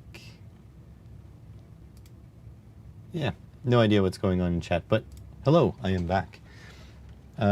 Let's do this. So the only thing is, I'm not sure what my AMS1117 is in terms of footprint. I've had them for so long. Oh yeah, and we're gonna see if we can get the Unity to work.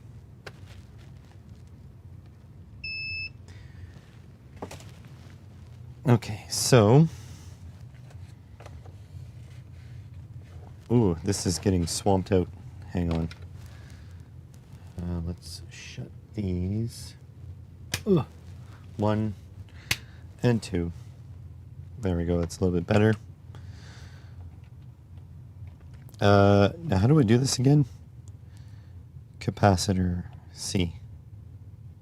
There we go. Clear. That's open, yep.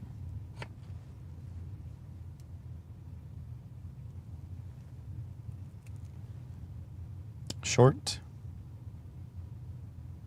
Yep. Open. Yep. Don't know if we'll be able to do this though.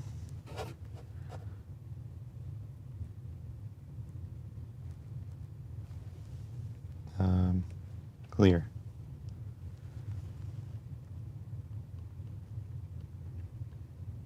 That's 26 micro. 1 volt, 10 kilohertz. Let's put it to 10 hertz.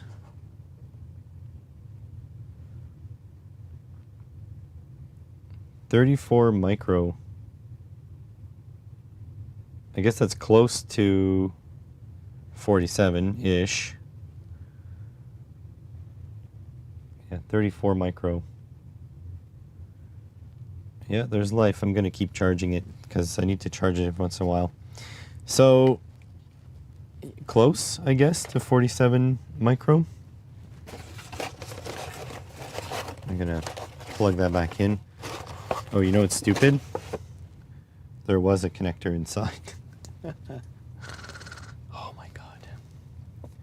Some people's children. I left, either it came with this or I left it inside by purpose.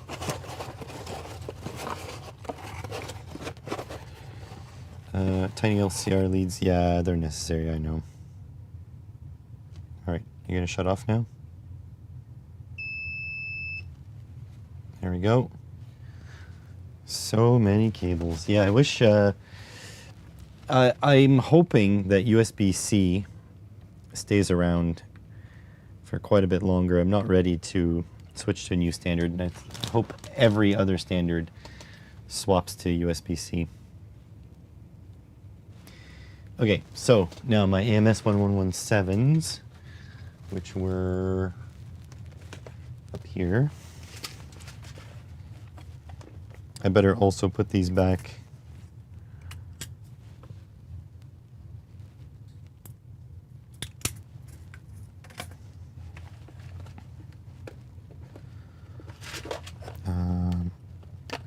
So here is my honesty coming out. I don't remember the footprint names, so what I do is I just take this, take my PCB weigh ruler, and I'll put it on top, There we go. So it is a SOT 223. See that? It couldn't be a SOT 89. It doesn't fit, so it's a SOT 223.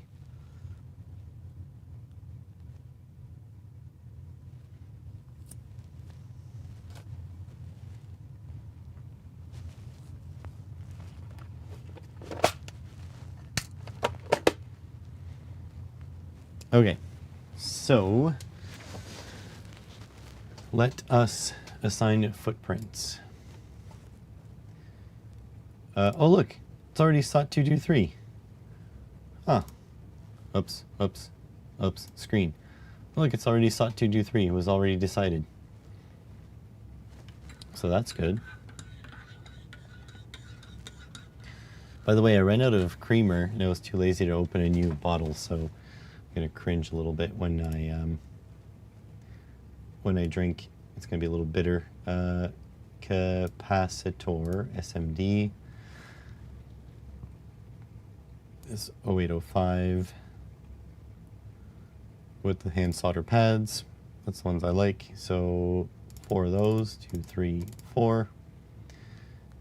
External connection, this is pin header. Connector pin header 2.54.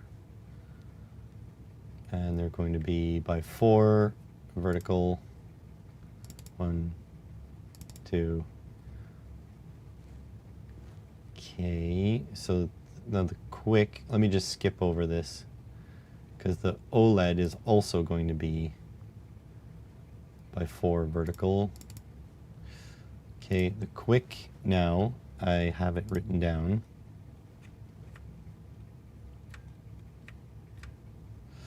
JST SH. Just gonna go like this and search. Oh wait, connector JST.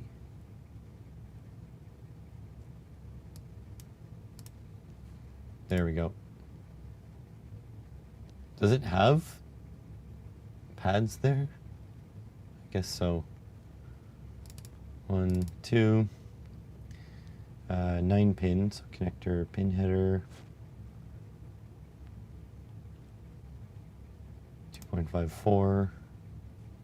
Oh, need to clear this.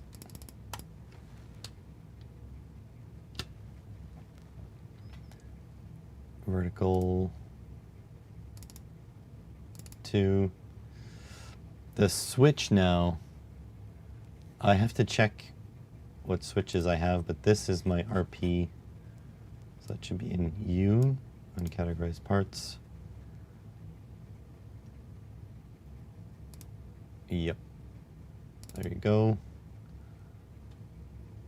And now this one, I have to check what kind of switches I have, so let's check for my switches. So I need single pole, dual throw. Probably going to be like a slide switch.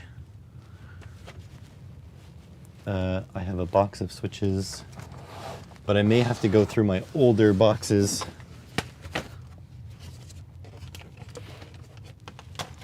Okay, so definitely not keyboard switches, not these little push switches. Push buttons, big ass ka-chunka chunks. These arcade switches. The sockets for the keyboard switches. This is a weird slide switch. This was for fixing something, but I haven't done that yet. I believe these are single pole dual throw. So that is a potential. Tons of these toggles. Another toggle. More of these. Big E-switch. Pretty cheap though.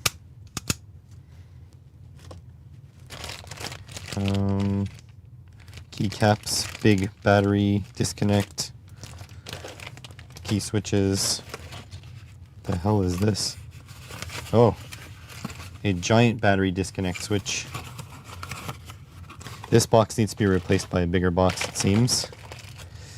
These interesting switches with LEDs on them. Another big e-stop.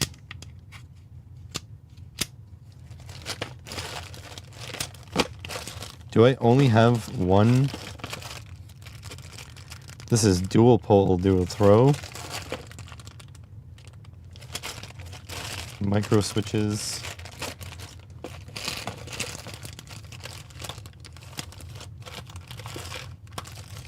Huh. I only have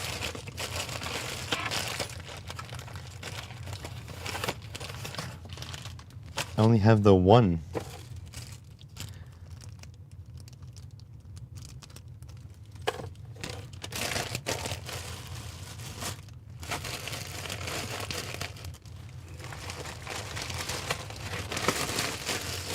And I think one of the issues with using these specifically is that it's not going to be easy. You need to organize this small switch. None without the reinforcement tabs.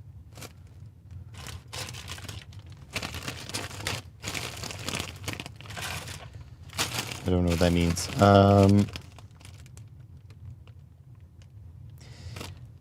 So what's problematic is if I pick that switch, if I pick this switch, people will have to get specifically this switch. So let's go shopping. Let's see what's common. I don't know what's common. Oh, you know what I can do? I can just make this a pin header. And people can swap. And then they can use any SPDT switch. Let me see. What switch did I use? Yeah, pin 2.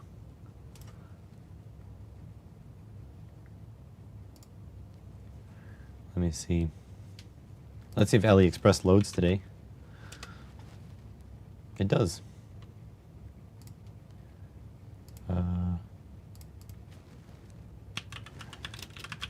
See what the common ones are. So I do like the idea of these chunky ones. I thought I had these chunky ones.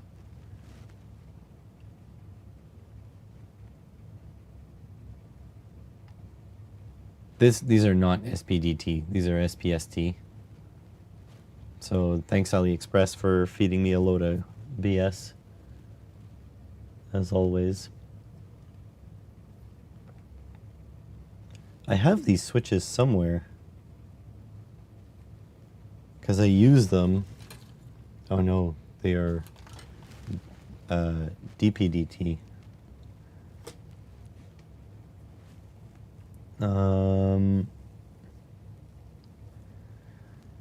Guys, do you know like what common switches you guys use? Because SPDT is not super common for me. Yeah, yeah, AliExpress always wants to give me BS. I could get these. Yeah, these guys.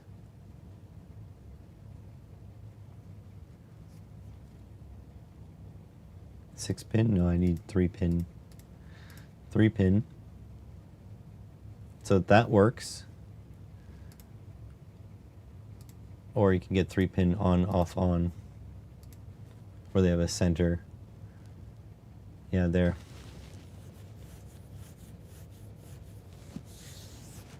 I have to check what the actual price of this is.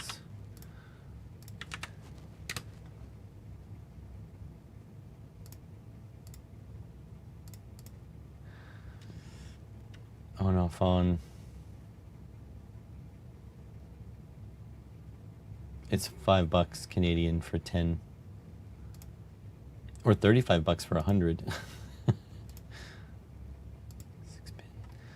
kind of expensive. Temporary on breadboard, yeah. For what application? For, I don't know, for just generic. What do you have in your parts bin is kind of what I'm asking. Because it seems like these guys are the most common, which is what SS12 F23. Let's go back to here. Let's just go.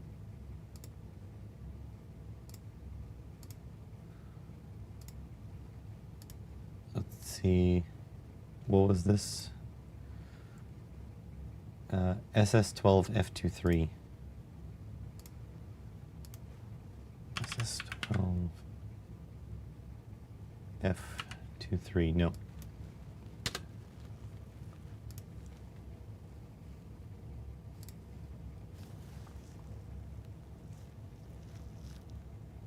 Yeah, I don't use switches. I'll usually use pin headers.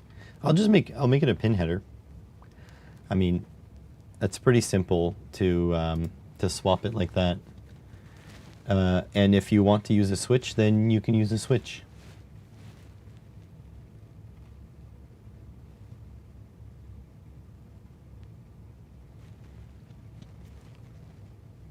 I think my housing will just use a switch, and it'll be on the side, and that'll be that.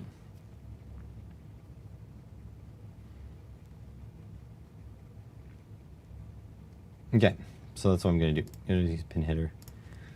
Pin header, then you can use a shorting jumper. Assign footprints. SPDT. Connector. 2.54. 2x3 vertical. Just want to make sure. Yep. There we go.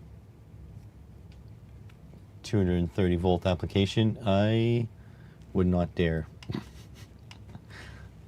All right, so I think that looks good. So USB in, I don't need any other type of power.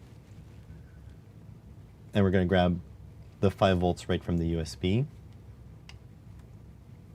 So that's good. Don't do much over 12, yeah. 120 scares me.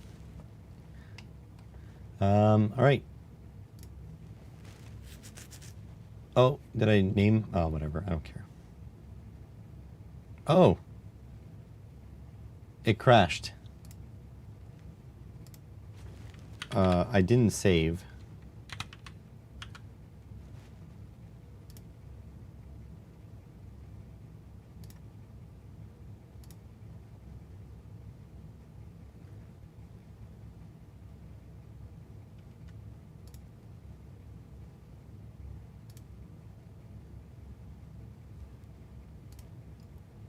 Okay. Do I need to?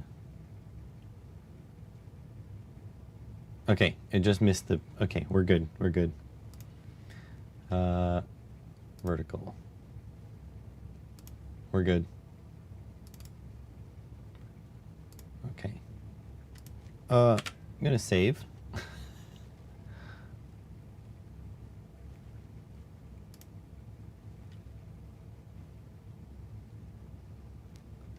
All right, let's load, update PCB. 11 errors. No net. Okay, hang on.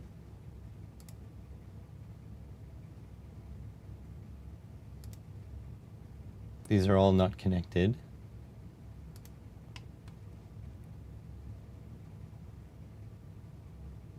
This is all connected. What am I missing? I don't know. These don't have a net. Is that normal? J3 pad. Can you Can you tell me what this is? J3. J3? Oh. No pin MP in symbol. That should just be ground. It's mechanical.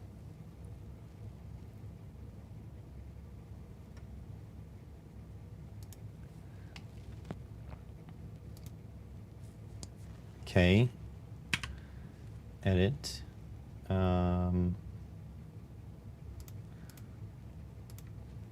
Edit. Net name. We'll tie it to ground. Edit. Tie it to ground. Edit. Tie it to ground.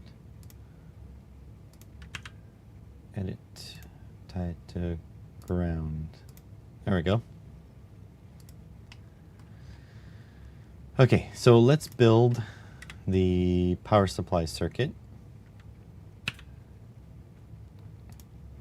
And then we've got capacitors.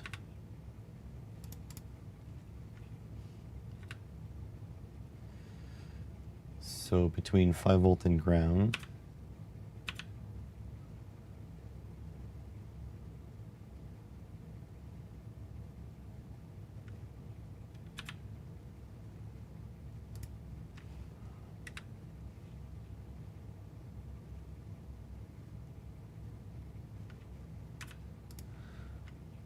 Okay, C1. We don't really need the C1. Just gonna delete that, that's fine. Ground is gonna be like right here.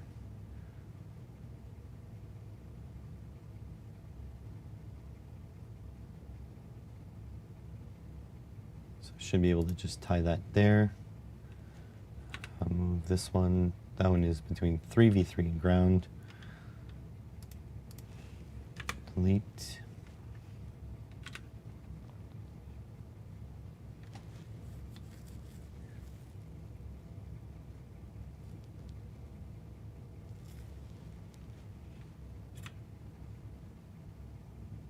So 3v3 is up here. I'll just pop this here. What's my grid? Grid.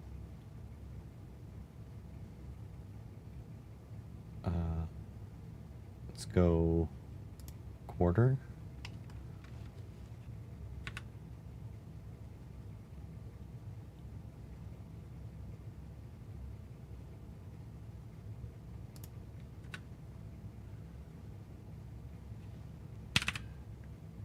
Gonna pop that here.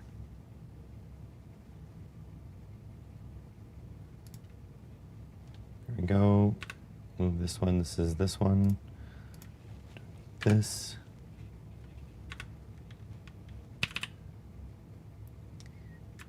5 volt gonna be up. This one. Grab this, delete this.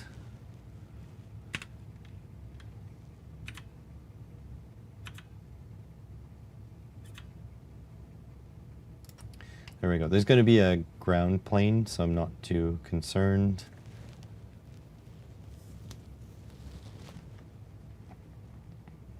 So that is our power supply section. That is tiny. And 5 volts over on this side, so I'll probably put the chip here.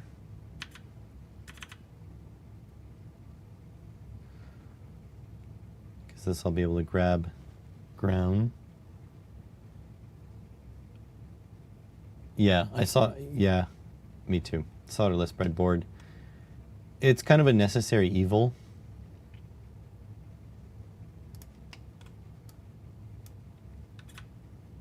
Whoops.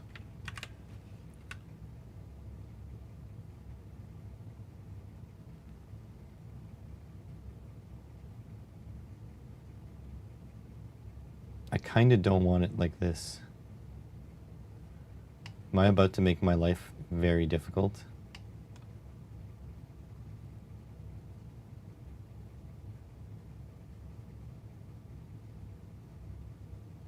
This is all SMD.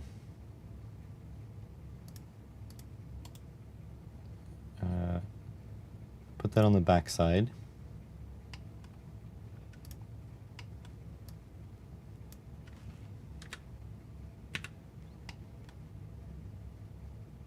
This is on the front side.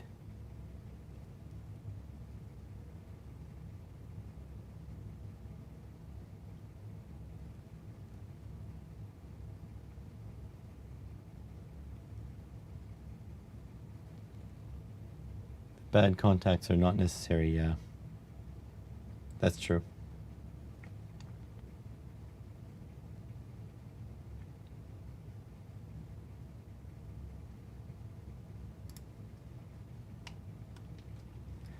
Okay, okay. Hear me out here. Oh. I'm gonna move this.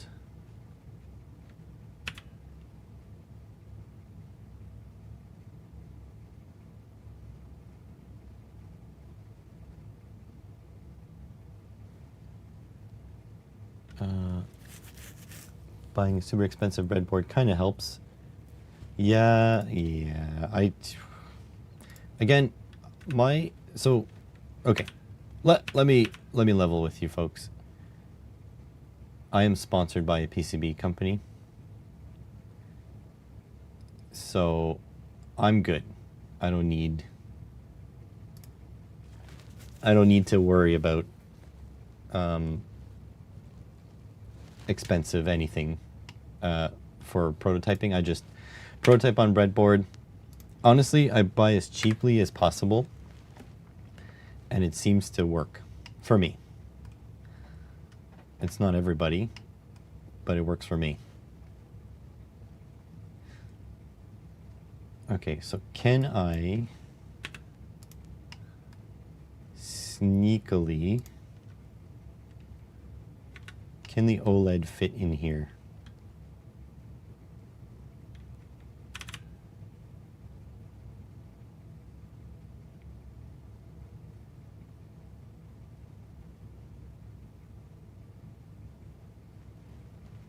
Just taking a look here.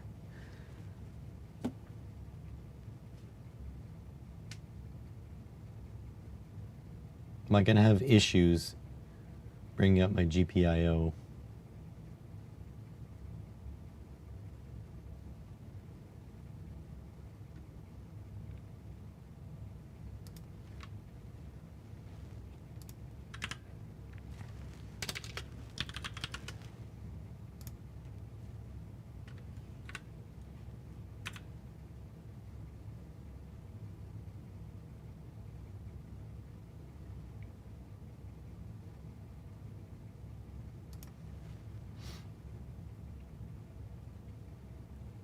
Blaming the connections, the issue lies elsewhere most of the time. Yeah, me. I'm the issue. In my projects, at least. Am I going to regret this? I usually end up regretting. Oh.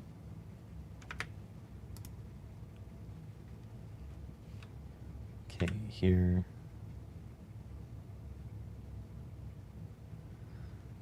Ooh, I need to route power out.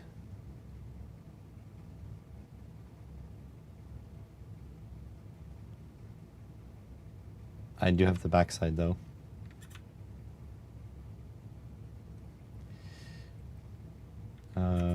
Definitely want 5 volt up.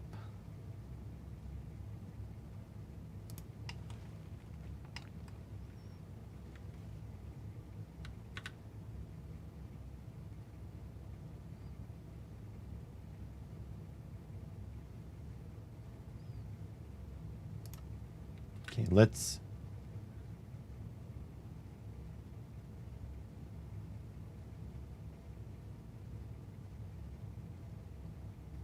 no.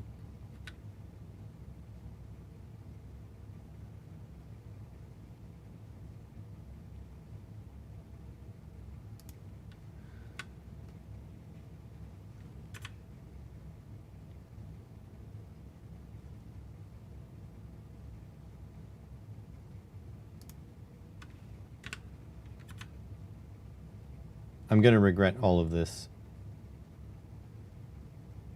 Just so we're clear. But edge cuts, rectangle. This board is going to be ultra compact.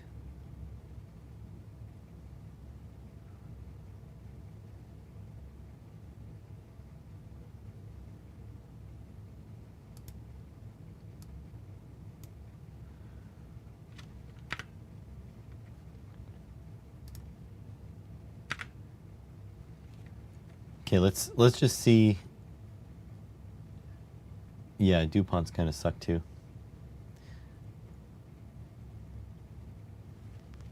View. Look at how compact this board is going to be. Oh my God. This is the size of a quick connector. This is going to be tiny. I can move these back this way. I'll make 2 mounting holes here.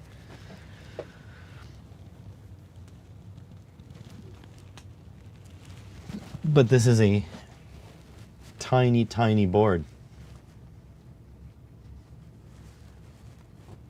The OLED will be coming off this way. Wow.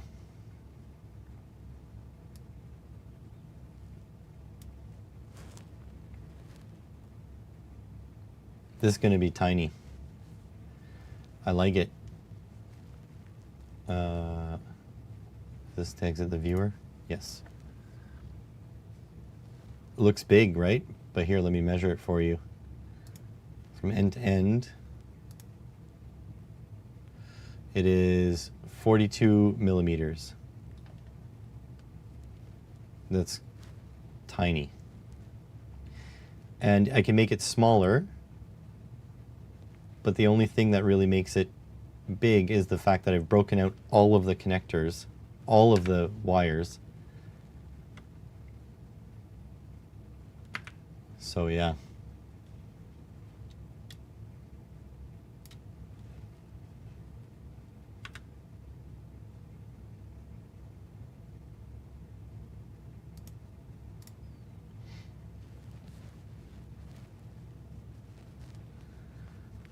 So I'll put mounting holes, 1, 2, 3, something like 1, 2, 3.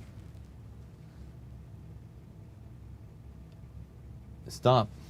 Stop, Johnny. I think you're just trolling me. This can be version 1.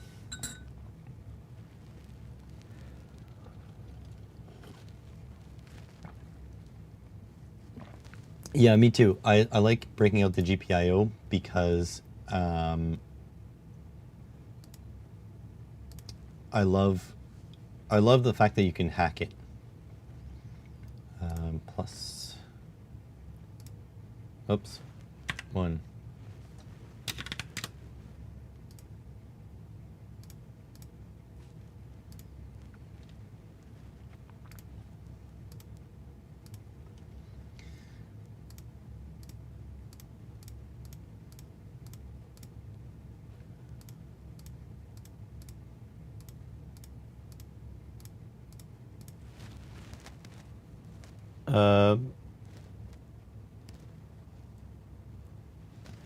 The mounting holes will be here, and maybe I'll put 1 here.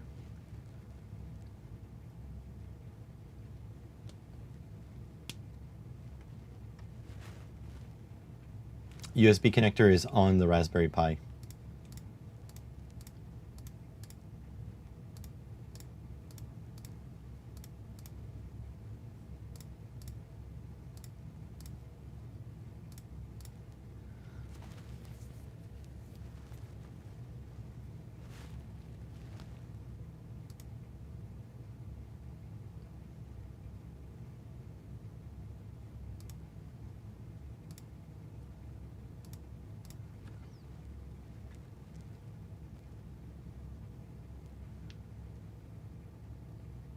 This one is not connected, so that's okay. This is ugly. That's better, I guess. A little bit.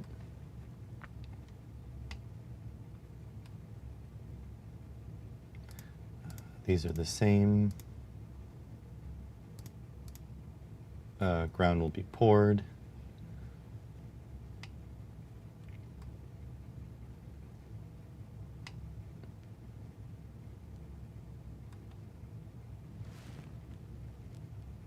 How's it going, Franco? Welcome back.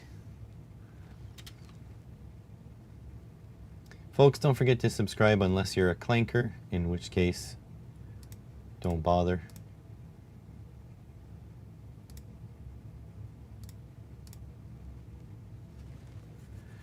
Let's make a ground pour.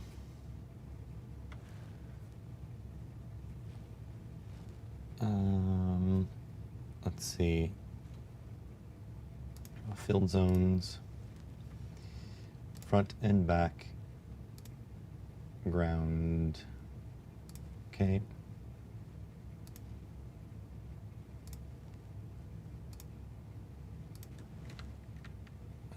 B? Yeah. Good. All right. So these 3v3s don't need to be connected. They're connected through the package. How's it going, Ryan?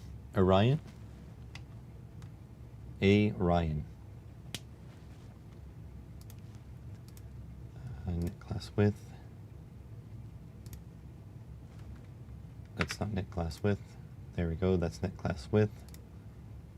Width.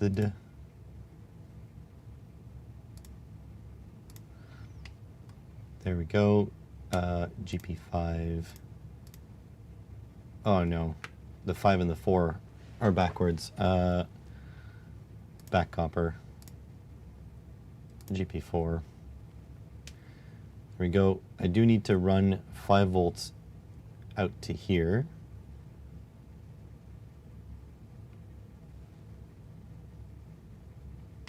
Five volt is here though, so I can sneak it out.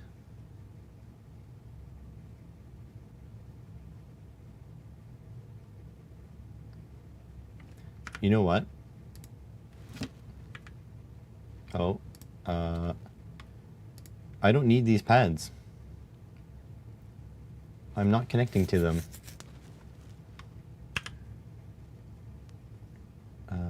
Edit footprint. It's gonna make my life so much easier.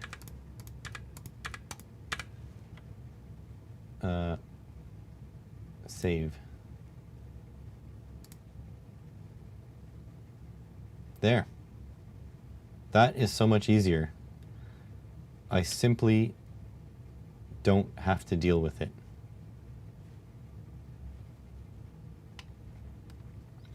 So I need to grab the 3v3. Let's see. Can't go up and over the 5 volts as well. I want the 5 volts upwards. Wait, that is backwards then.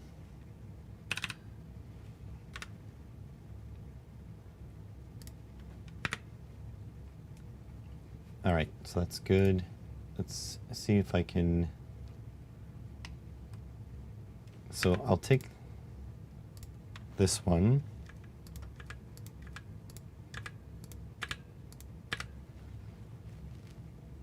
And I will do it on the bottom. No, net glass width. Don't need to power the OLED that strongly. None of these GPIOs are being used. So you know what? I'm just going to snake it in between here and not worry and just be happy.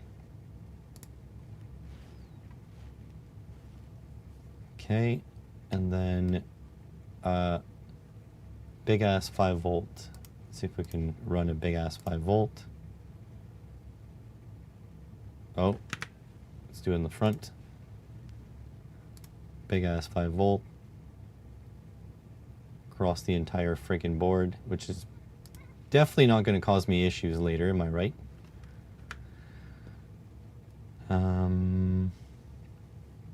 Big ass 3v3. Can't send that through here, although I can.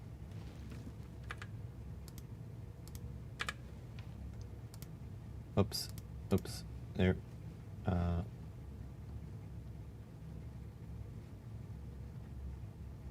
No, wait, front copper. Grab this. No. Okay, GP5 to here. Okay, wait. Drag this over this way. This over this way. Grab this guy. Hopefully that's far enough for a via. Pop a via down.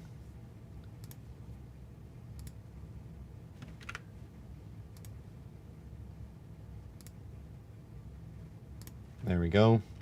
We can even drag these close together. Then grab the big ass 3v3.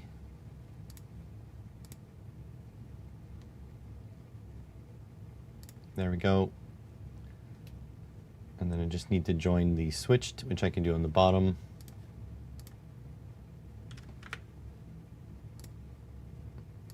Bing.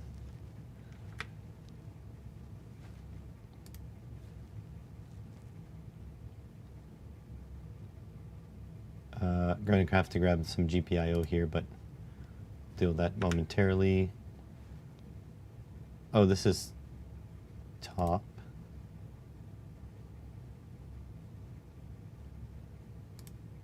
Like that. Grab a pop a via on it. Bing. Just join it wherever. That's fine there. And then I can just route this over the top. No big. I need to grab it from here, off at the top.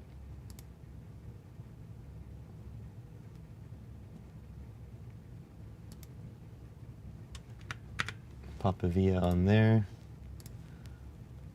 And then run that up to here. That's good. All right. So far, so good.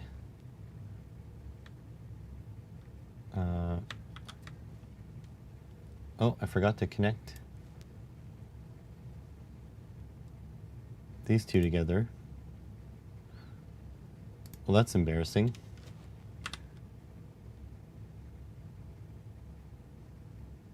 So these two are freaking out because they're not together, but they are the same. They're through the package, it's exactly the same. So that's fine. Grounds, that's all grounded. The only thing missing is moving GP 6 and 7 to here. I'll do that on the top layer though. Control B. Take the bottom layer.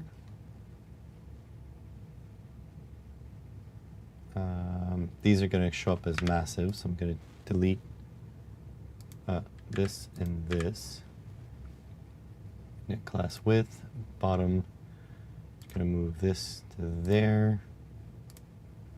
This to there. Going to drag these up closer together. Pop a couple of vias.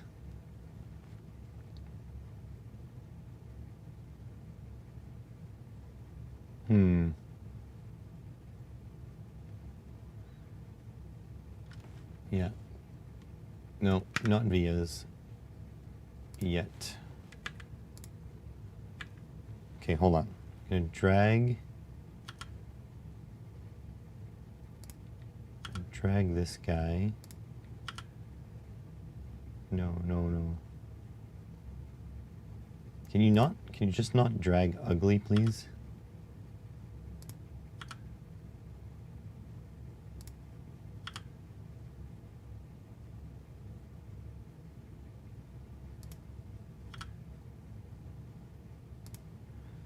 Okay, then run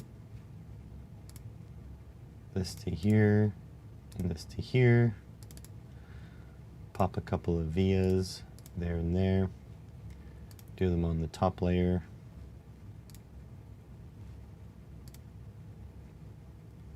Oh, they're offset.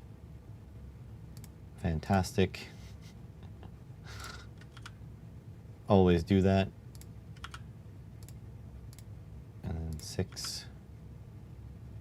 Tuck these in. Tuck this in. Tuck this in. Okay. How's that look?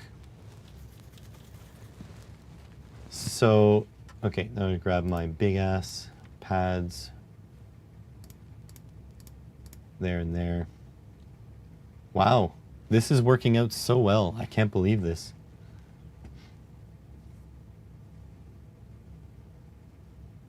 Something is about to go horribly wrong. It's got to. Okay, so knit class width GP7.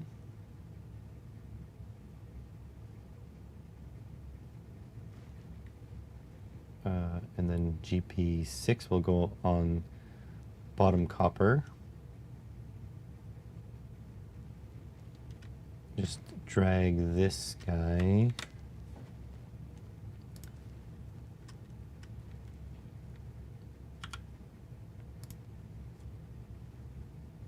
So GP6, top copper, come up to here, pop a via, grab bottom copper, come on down to GP6. I guess I can go that way, it doesn't matter. And then essentially just got to do the same thing for these two.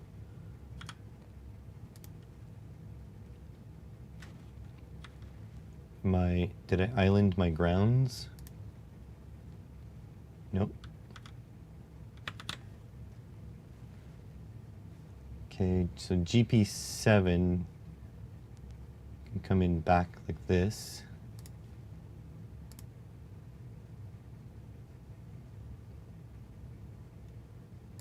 Actually, I could just do this on top layer.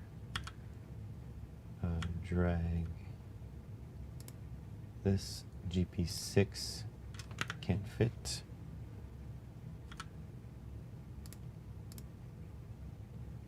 GP6 like so. Drag these tighter together.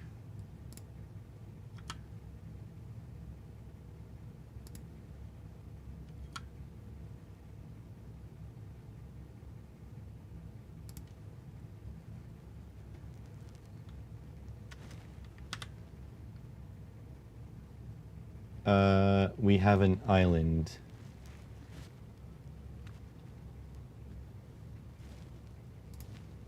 Okay. Just gonna stitch a couple vias.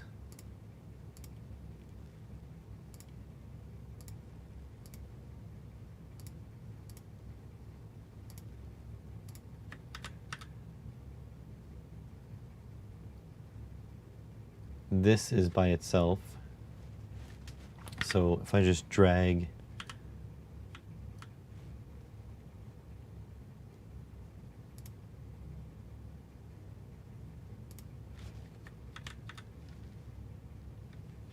so just these are too close.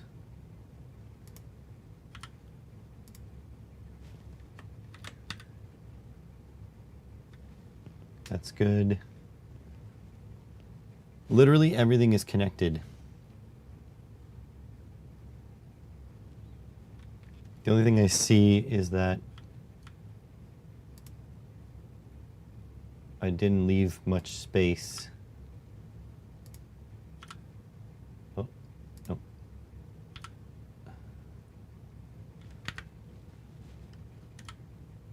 I didn't leave much space for mounting holes.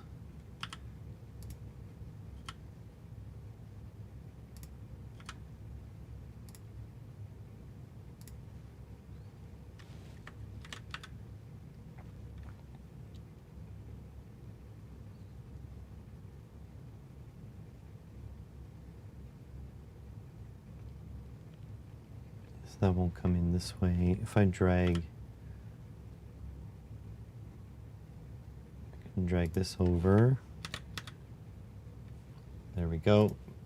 Pop a via there and there. I didn't do much. It just saved me a bit of copper. So literally the only thing that's not connected is the 3v3, but that is literally connected through the package.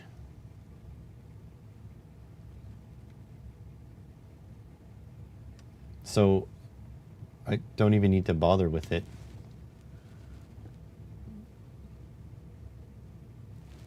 You know what I mean?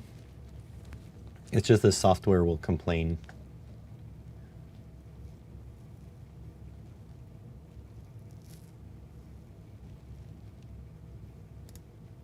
But I mean, you guys know KiCad, it's always complaining about stuff.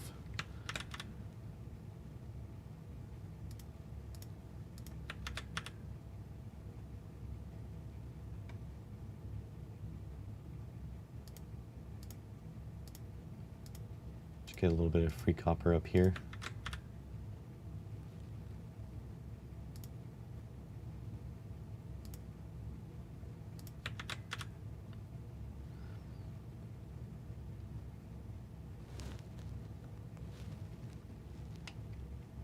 So where do I have to put mounting holes? Like here, but then I can't put it there.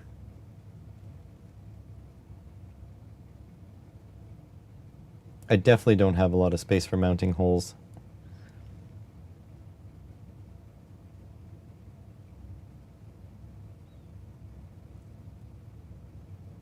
Is that a problem though? Yeah, it has its own 5-volt regulator. View 3D viewer. Has a AMS1117. It's just because the one on the Pi is so small that I didn't want to risk damaging anything. So it's got the dual quick connectors. It's got the, I'm going to take off these jumpers. I'm going to put some silk here. Here's the OLED.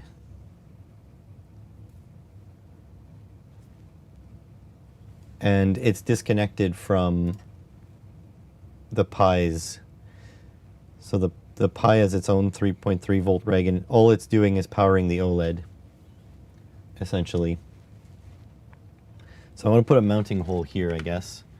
Let's see if I can drag these guys away.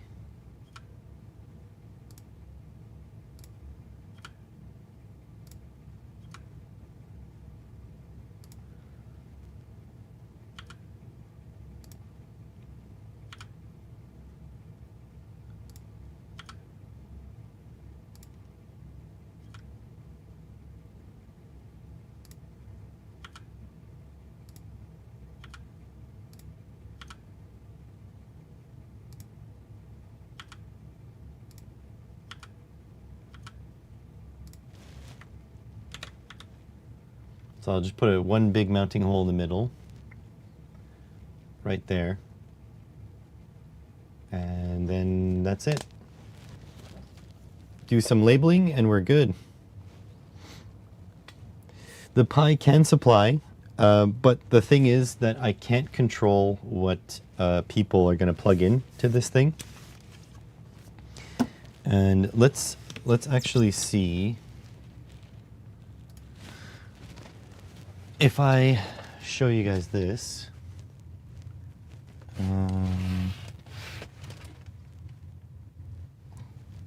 where's my magnifying glass? Because I'm old.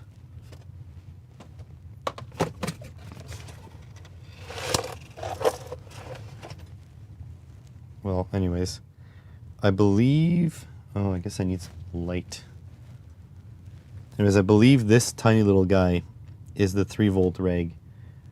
Look how tiny that is. They replace the pi if they break it. Yeah, essentially. So it's just cheaper.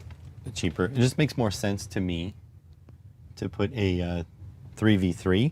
But I think I'll explain on the video that if you just put a jumper across the pads where the 3v3 reg is to the pi pads, then you can just use the pi's regulator.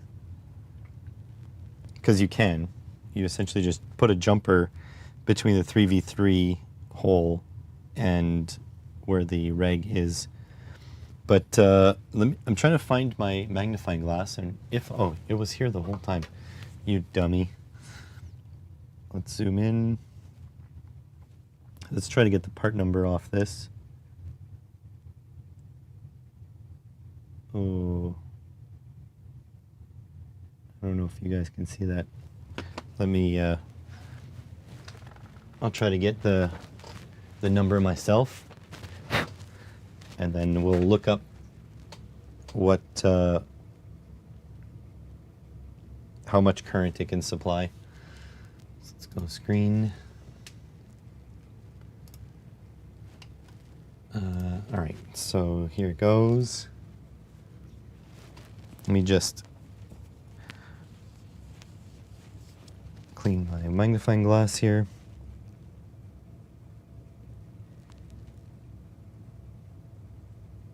Oh, it's not marked.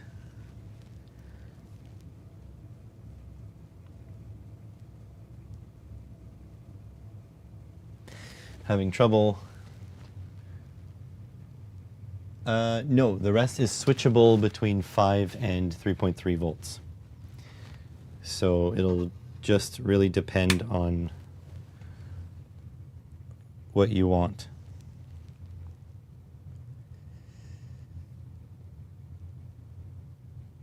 Oh, Jesus. J2RL. SMD code J2RL.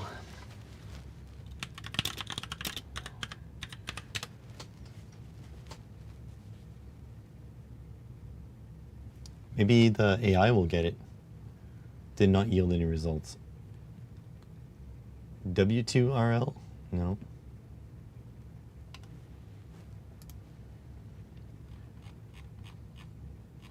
J2.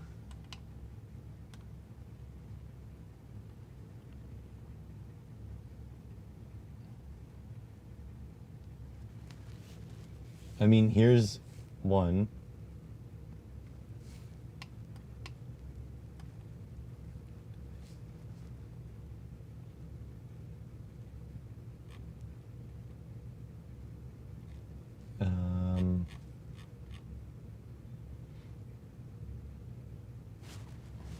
Pretty sure it's J2RL. Checking again.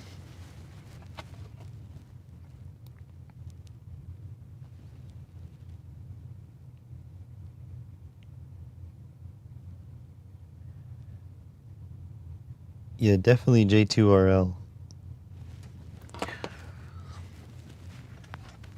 Let's see. J2RL.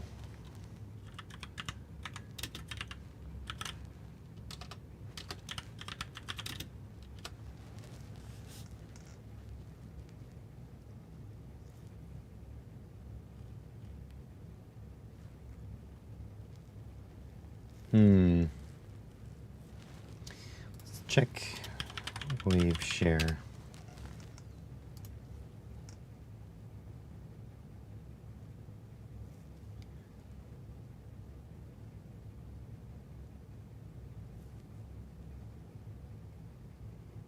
That's weird.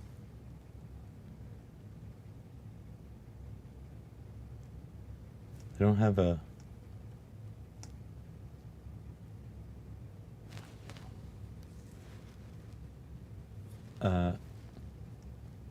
Pi Pico? Because this is their design, I thought.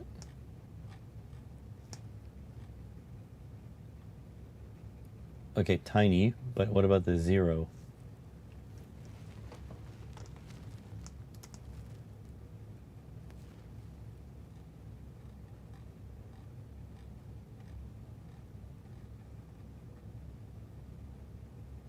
There's the 1.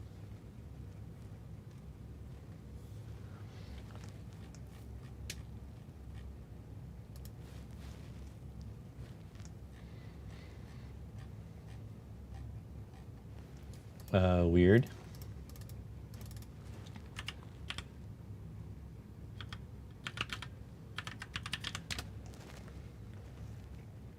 So there it is, but will I get the specs?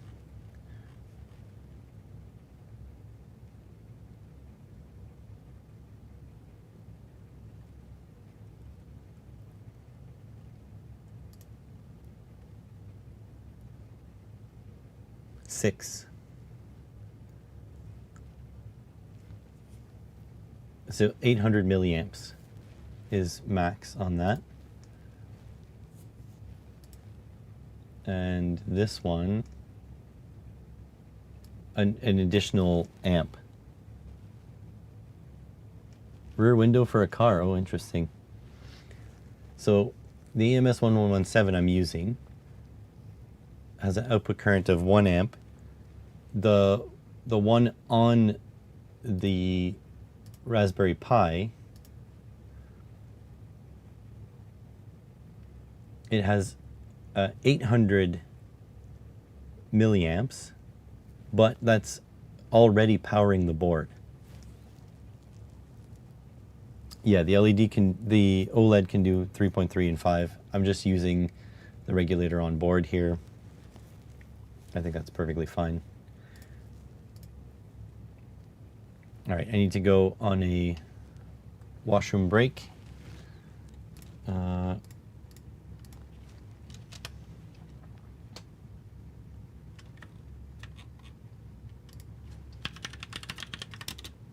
Break. Subscribe if you're not a clanker.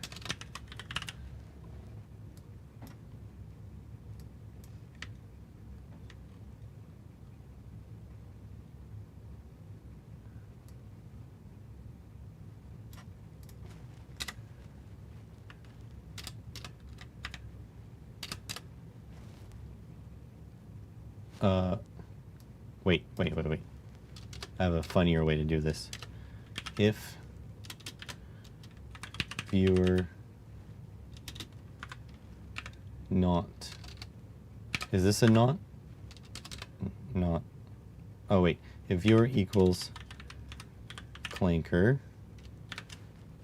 Hang on, we're doing this.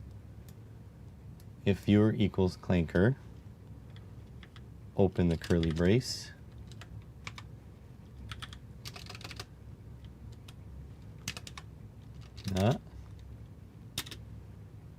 Go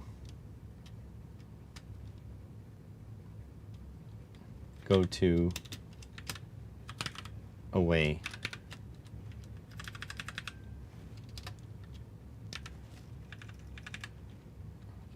Close the curly brace. Else open curly brace.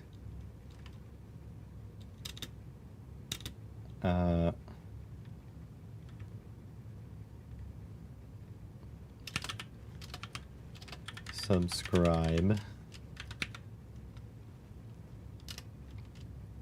Close curly brace.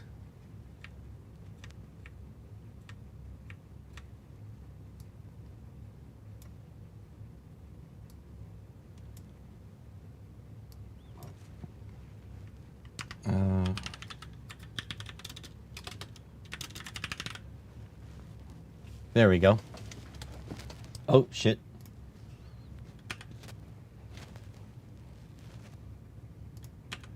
There we go. Proper syntax. Be right back. Oh, double equal. Thank you. Double equal.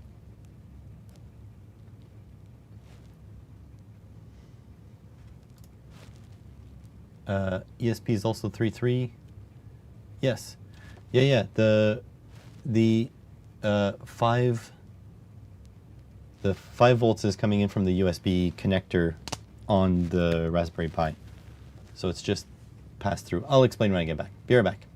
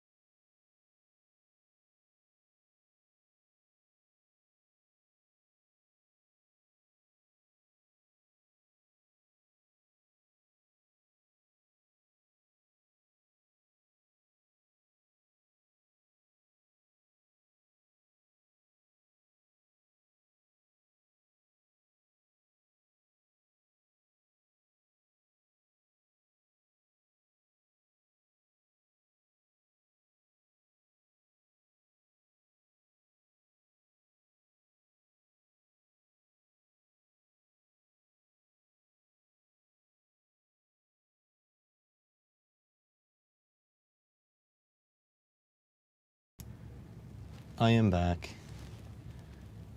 Work week is over. Tomorrow we'll be playing golf. Nice. Congrats.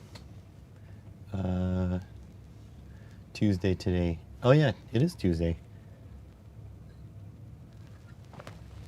Yeah, Thursday and Friday I won't be here to stream.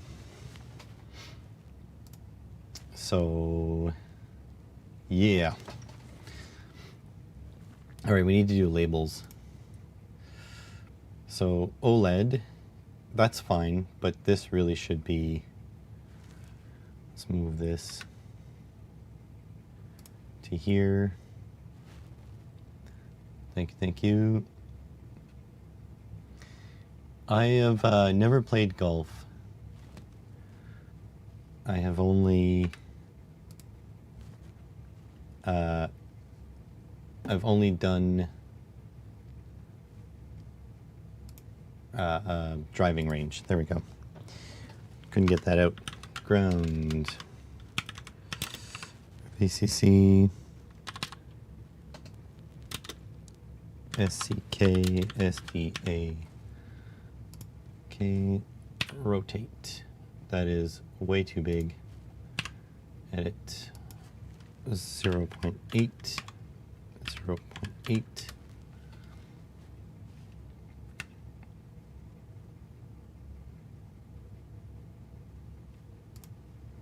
Edit 0.7, 0.7. Okay, move this into place. This, just call it AMS 111, AMS 1117, 3.3. Make it much smaller. 0.5. It's fine. Actually, it doesn't even need to be bold. 0.1 is fine. There we go.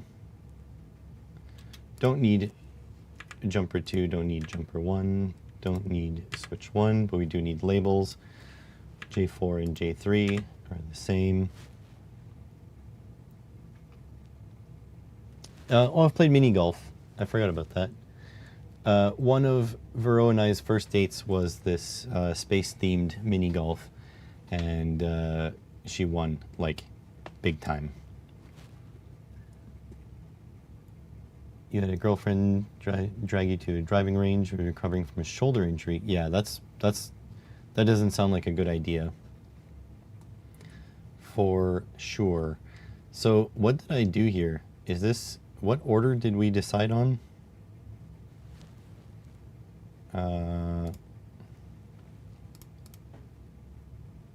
We decided on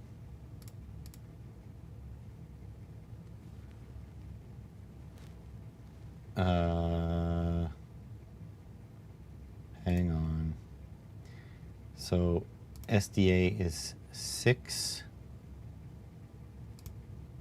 SDA is 6, so it's ground, VCC, SDA. So ground, VCC, SDA, SCL. And that's 0.8. Oh no, 0.7. 0.7, right? Move.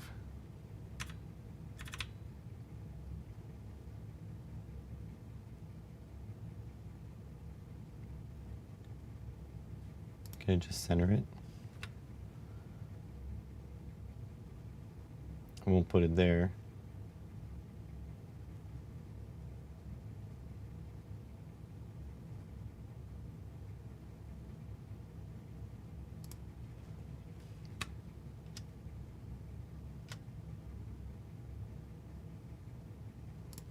That and oh, you have to rewrite that because you're not supposed to have text going in 2 directions. So SCL, SDA, VCC ground.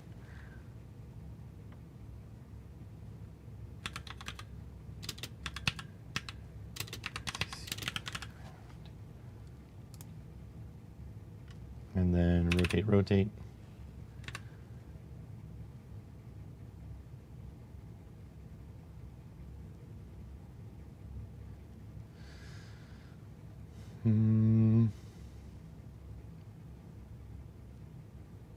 Okay, hold on. Take this. Not the track. I want the whole shebang. Let's lock this. Lock. Don't forget to check off your locked items here, or else you can't move it.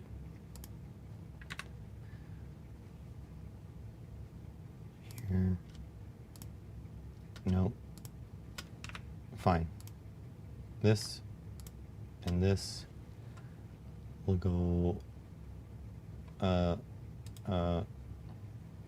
align.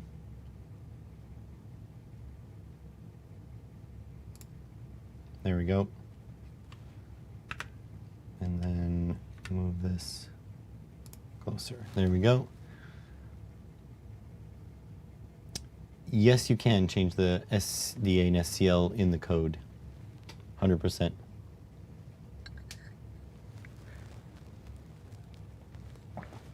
In Raspberry Pi Pico, or in RP2040, they are software defined. So it'll be up to you.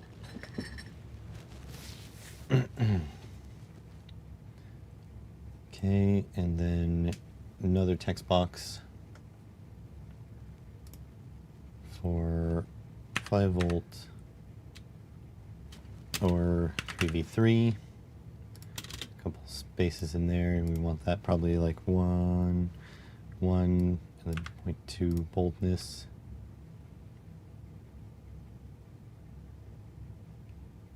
Something like that, so it's very obvious. 3, and then another one. What's the Stemma QT?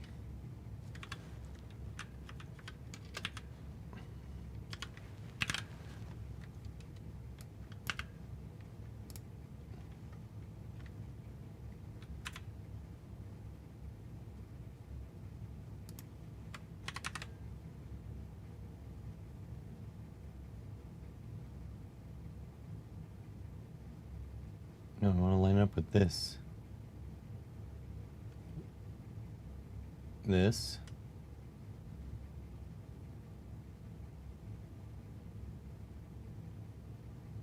There we go. What's that look like now?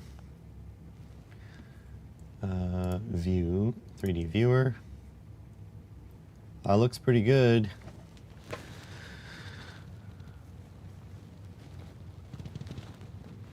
These pins are not going to be there.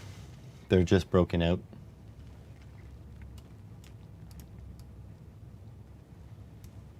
So I'm going to put a 3mm mounting hole here. And that's it. I'm going to put some text on the back. The Raspberry Pi is going to sit in here. So I didn't break out the middle pins here because you can just solder it right onto the board if you want. Not a big deal.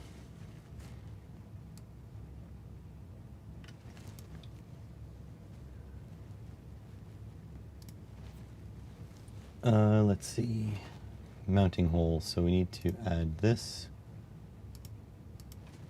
M3.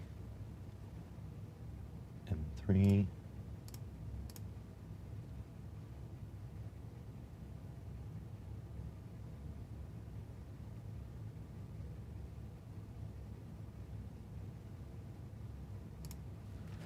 Okay, I'm just going to grab this,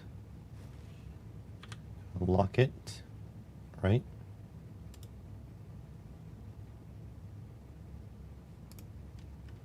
This, oops, this, shift, nope, this, shift, this, and horizontal align.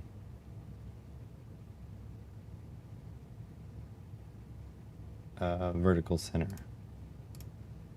There we go.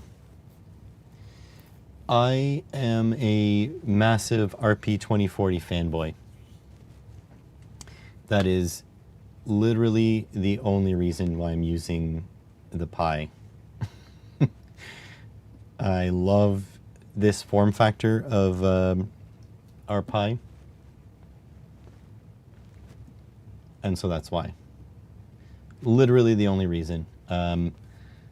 You can use whatever you'd like, but yeah.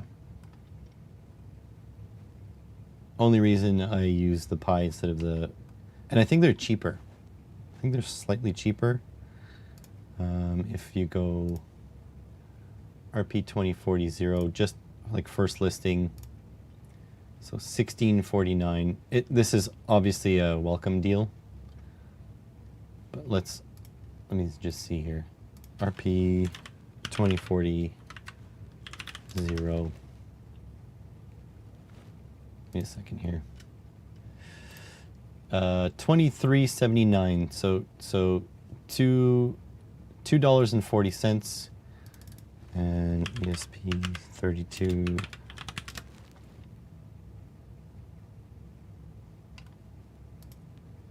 The cheapest,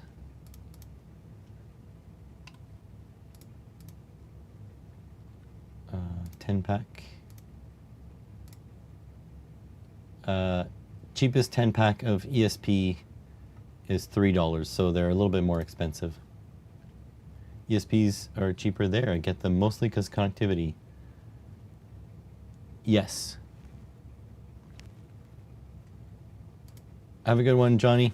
The stream's almost over anyways. Probably another 20 minutes max.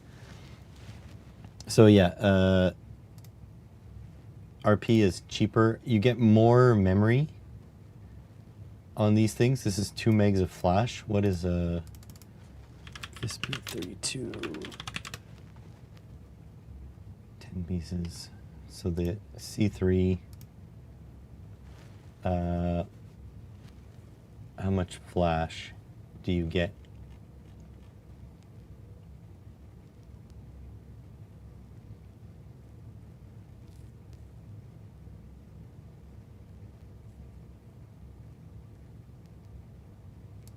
Uh, 4 megs. And how much you get for this? 2 megs. Oh, you get less. Oh no. Oh no, I was wrong. But I agree. The ESP32 is a phenomenal board. I'm a big fanboy. You get way more GPIO on the 259 for the ESP American. Hold on. ESP 32 S30. Let me check. S30.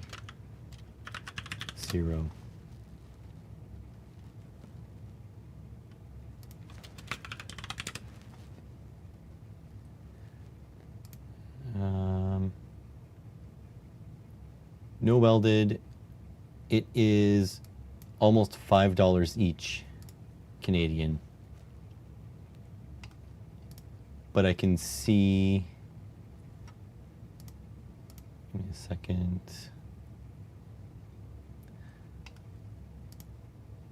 I'm just gonna check. The C3 Mini is $273.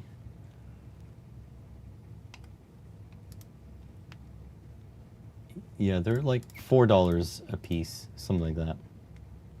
I'm looking on my signed in account, because or else you get this stupid fake prices because it's a welcome deal.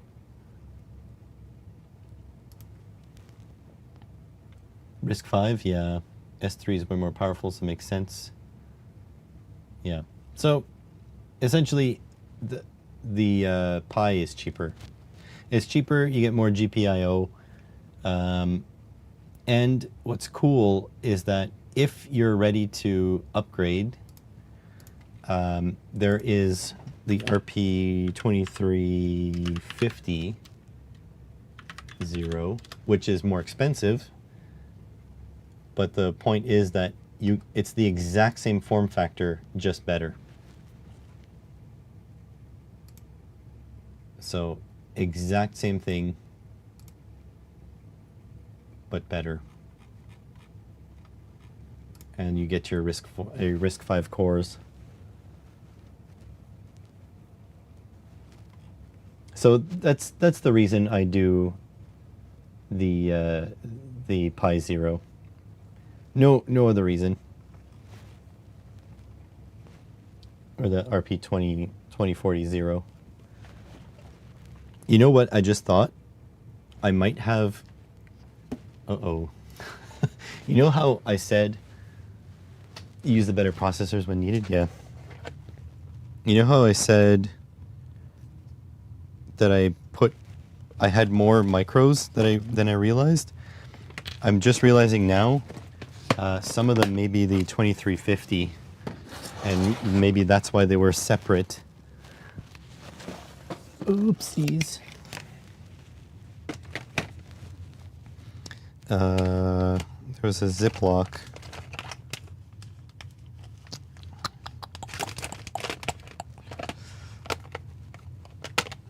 Here. So this may be 2350s, some of them. 2040, 2040, 2040. Nope, those are all 2040s.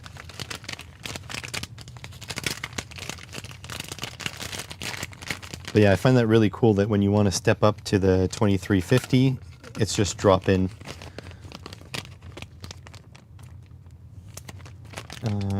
But in principle, like I have so much crap. I have so many micros that honestly I can do a project a month for several years without ordering anything.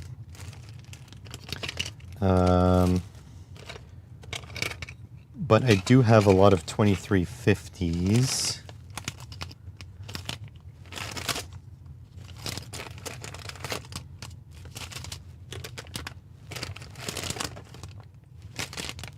And I do have ESPs. Like this used to be my standard before.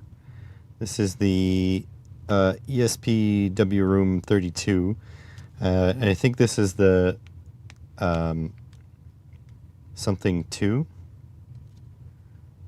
This is the board 2 or something. What are you? Prototype board 2.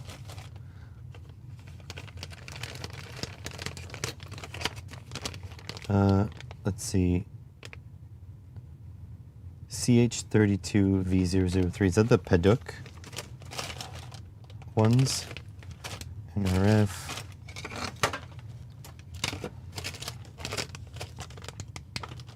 This is a 20. This one is this is the one that another maker constantly recommends. Yeah, DevBoard C, DevKit C. So this is another maker's favorite. These are called the RP2040 Ultimates. You can run it without external crystal. Nice.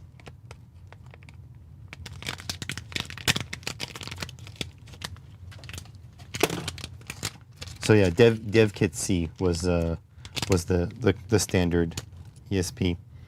But yeah, this is the one another maker loves. It's the 2040, but it has 16 megs of flash on it, which is insane. So I've got a couple of these because I thought I was going to standardize on this because this is the Pi Pico form factor, but honestly, I just can't see myself needing more pins than the RP0, RP2040. So I've just ended up standardizing on that, and it makes my board so much smaller. Pro Micros. So here, Pico 2. There's the Pi Pico 2. I think this is legit. Yeah, this one's legit. How to fix HP 25. I don't know, dude. Sorry. My recommendation is to just buy a Brother printer. Buy a used Brother printer, and you'll be surprised how good it is. God damn it, I was looking for my ESP32 boards, but I can't. I'm not finding any.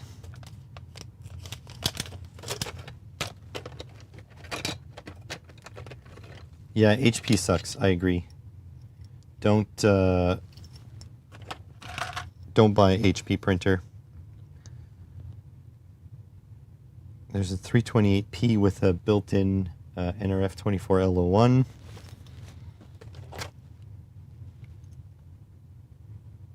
Oh, this was from my project.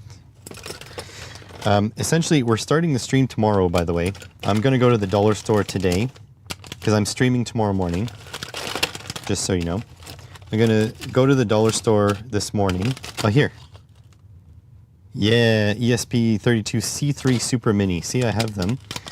And this is what I wanted to check to see if they're pin compatible with the RP23 to 2040. So yeah, what was I saying again? Yes, we're starting the stream tomorrow by sorting out my small microcontrollers. They're all going into a storage bin. I'm gonna go buy some of those non-ideal storage bins. What's this? These are DigiSparks. See, look at the size. These were what I was obsessed with before. I was obsessed with these DigiSpark boards. But the thing is, they are shit. They are garbage compared to this and the Raspberry Pi ones. The 2040s and 2350s. Okay, so is this pin compatible? Okay, already a negative to the ESP. The markings are on the bottom. Oh, look at that. Actually, they line up like this. So 5 volt, ground, and 3.3. That's the same, but you got to mount it upside down. So you're not going to get your switches. C3 is nice, having trouble with its Wi-Fi sensitivity. Interesting. So, and then the pins. Wow, there's way fewer pins.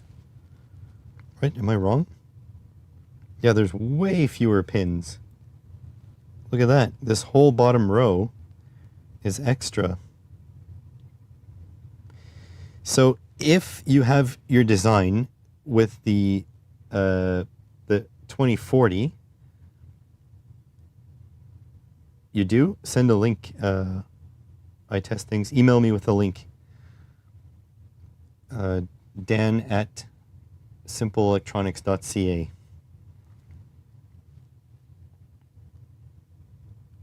C3 as a band antenna. Anyways, whatever. So yeah, these are pin compatible if you have your design with this guy on the top of your board. This one will fit on the bottom of your board. You'll just have to flip your headers around. That's weird, huh? You would think they would make them the same. So this is the Super Mini, though, not the Zero.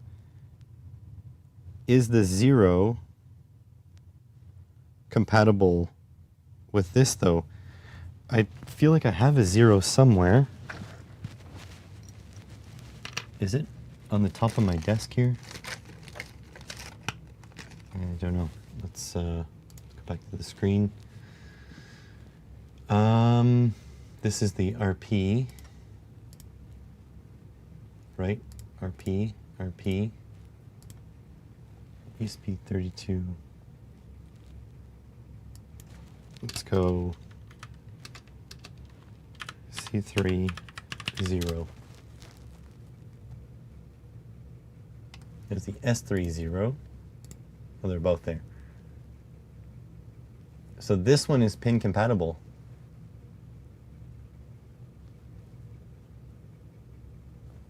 So you can actually,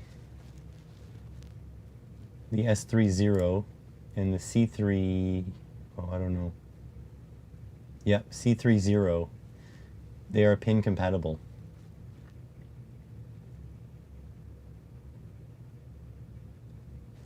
So if you want to, then use that. I might order some. S30. I'm not gonna buy 10. I'm gonna buy 5. S30. So, oh, they're expensive. See, the S30s are $28.61 for 5, so they're $6 each. Wow, that's expensive. The C3, are these the 0? Give me a second. No, that's a Super Mini.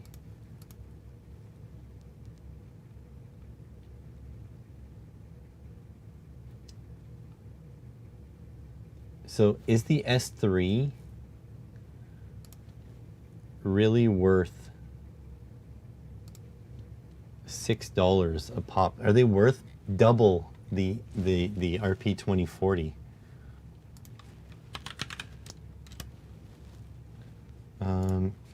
Is the ESP32 S30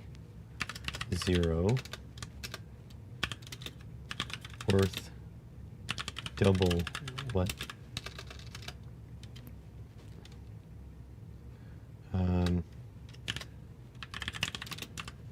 $6 worth double what RP2040 costs. Approximately $3. Can you compare and contrast those two boards? And what? And while you're at it, add in the ESP32 C30 $4.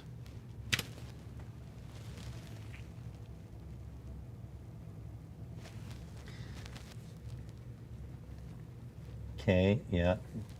Actually, these are overclockable to 200 megahertz, by the way. Ooh, the C3 is a single core. Brutal. Maybe that's the problem with your Wi-Fi, because as far as I know, the ESPs, they do really well at Wi-Fi, because usually one core handles the Wi-Fi and Bluetooth, while the other core runs your code.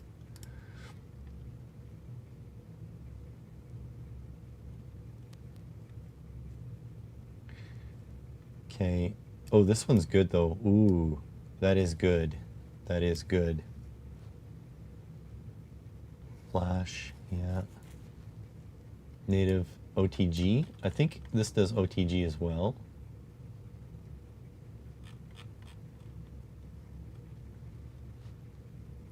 Yeah, 23 GPIOs. Well, the S3 is actually a compelling because of the Wi-Fi. The S3, I think, Oh, I'm tempted to get some S3 zeros.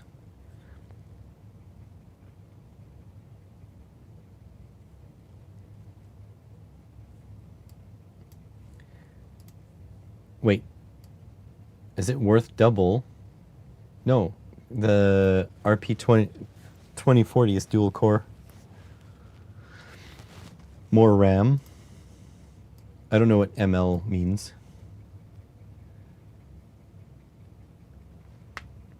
PS RAM or plan handling on camera. Display audio or heavy networking. No, if your project is simple. Cheapest, most precise, yeah. Cheapest with Wi-Fi BLE low power limited pins, yeah.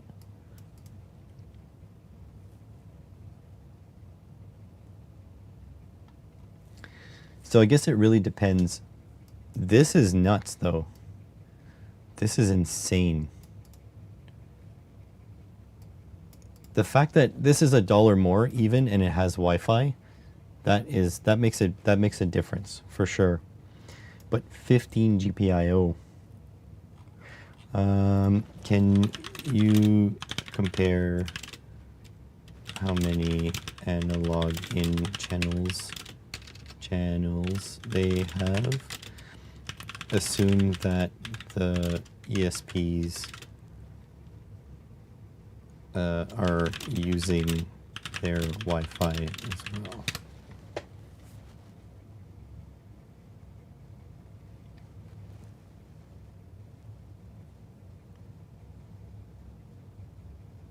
Oh yeah, that's true. I forgot. The RP2040 only has 3 broken out ADCs. I did forget about that.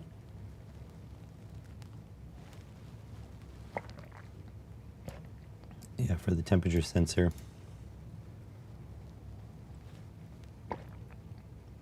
Six ADC. Oh, zero boards exposed 4 as ADC. 12-bit. Effective 8 to 10, yep. ADC noise increases a lot, yeah. Still finicky, multiplexed. So only one conversion at a time. Gotcha. 20. Wow, now this is good. Oh, I think I'm being converted on the S3.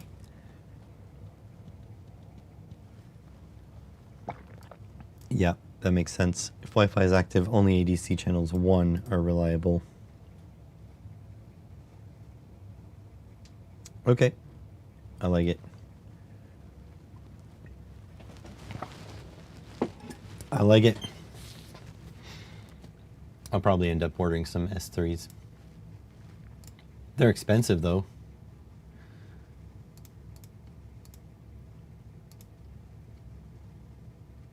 They are very expensive. 2188. So 448 for one. Oh, what? Hold on. The math doesn't math. The math didn't math there.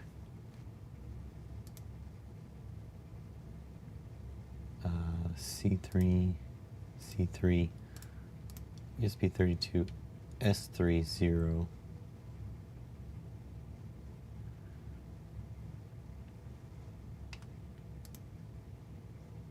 C6, C3. I don't want the mini, I want the 0.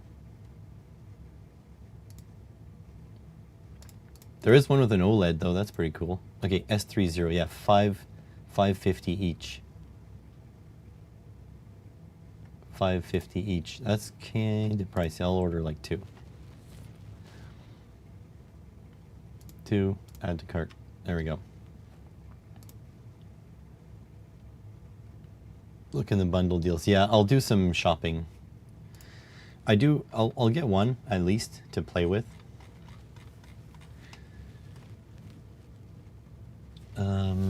Definitely. Okay, let me finish my KiCad thing because we only have like 15 minutes left. Let's do SEs. I2C scanner.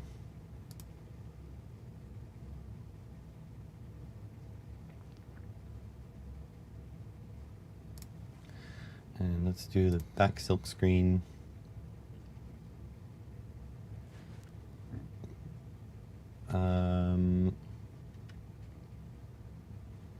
We really don't need this U1. We'll put text in saying it's the RP 2040 0.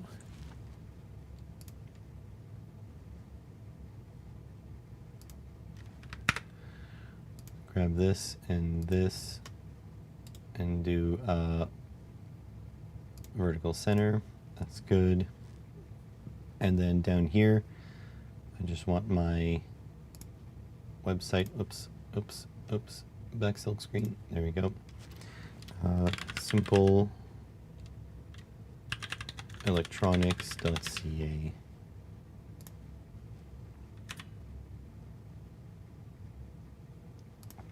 Like this. Grab this, and then align vertical center. Let's check what that looks like. View, 3D viewer. So that looks good.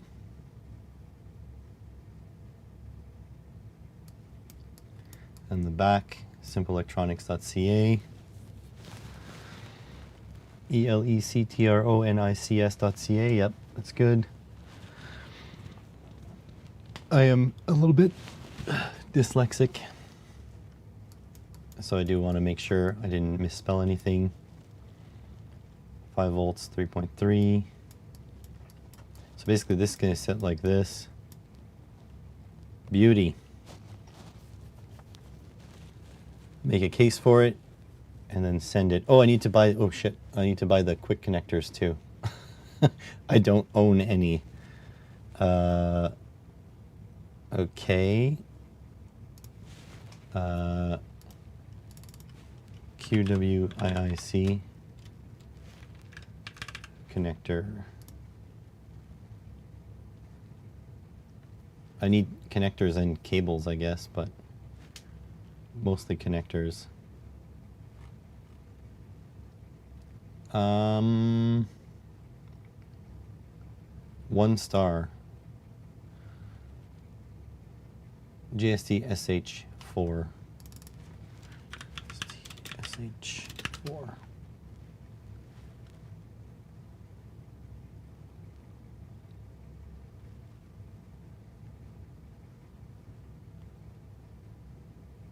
Well, it says SH1, right? 1.0.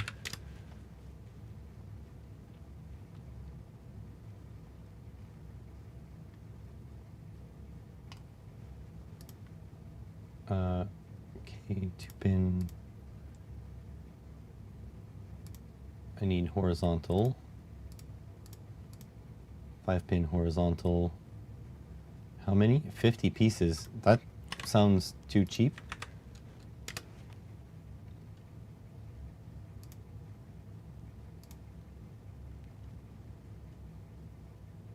That sounds too cheap. But I'll take it. It's $3.41 Canadian for 50. Add that shit to cart. Terminals, add to cart, and then the 4-pin housing.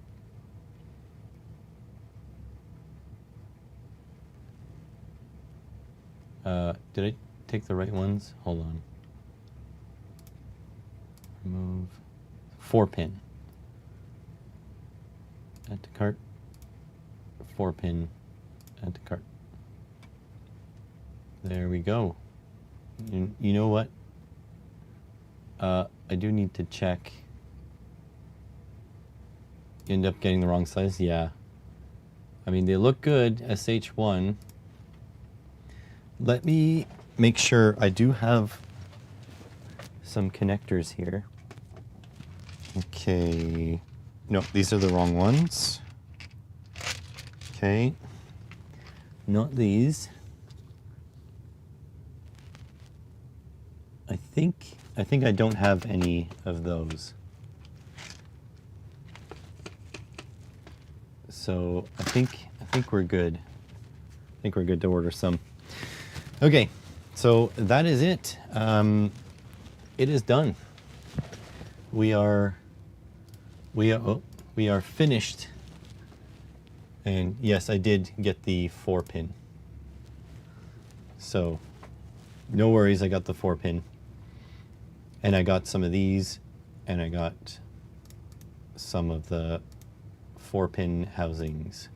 These guys. All right, so I think we are calling this a day, folks.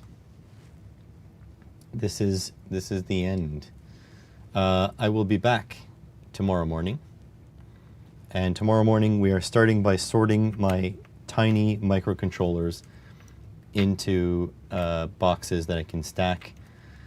I'm going to have a think about what I'm going to do for storage of my boxes, because obviously my 3D print did not go well. I'm a little upset about this, but it is what it is. I might just have to deal with it and do a plywood setup. Very possible. I believe it'll be cheaper in the long run, but I'm afraid to lose my fingers from the table saw. So I guess we'll have to see. But thank you all for being here. I appreciate you all for coming onto the live stream. I'll see you tomorrow morning. I will, I will attempt to post it earlier in the day, but you know, it is what it is. Thank you all for being here. Have a good one. Hopefully I'll see you guys tomorrow.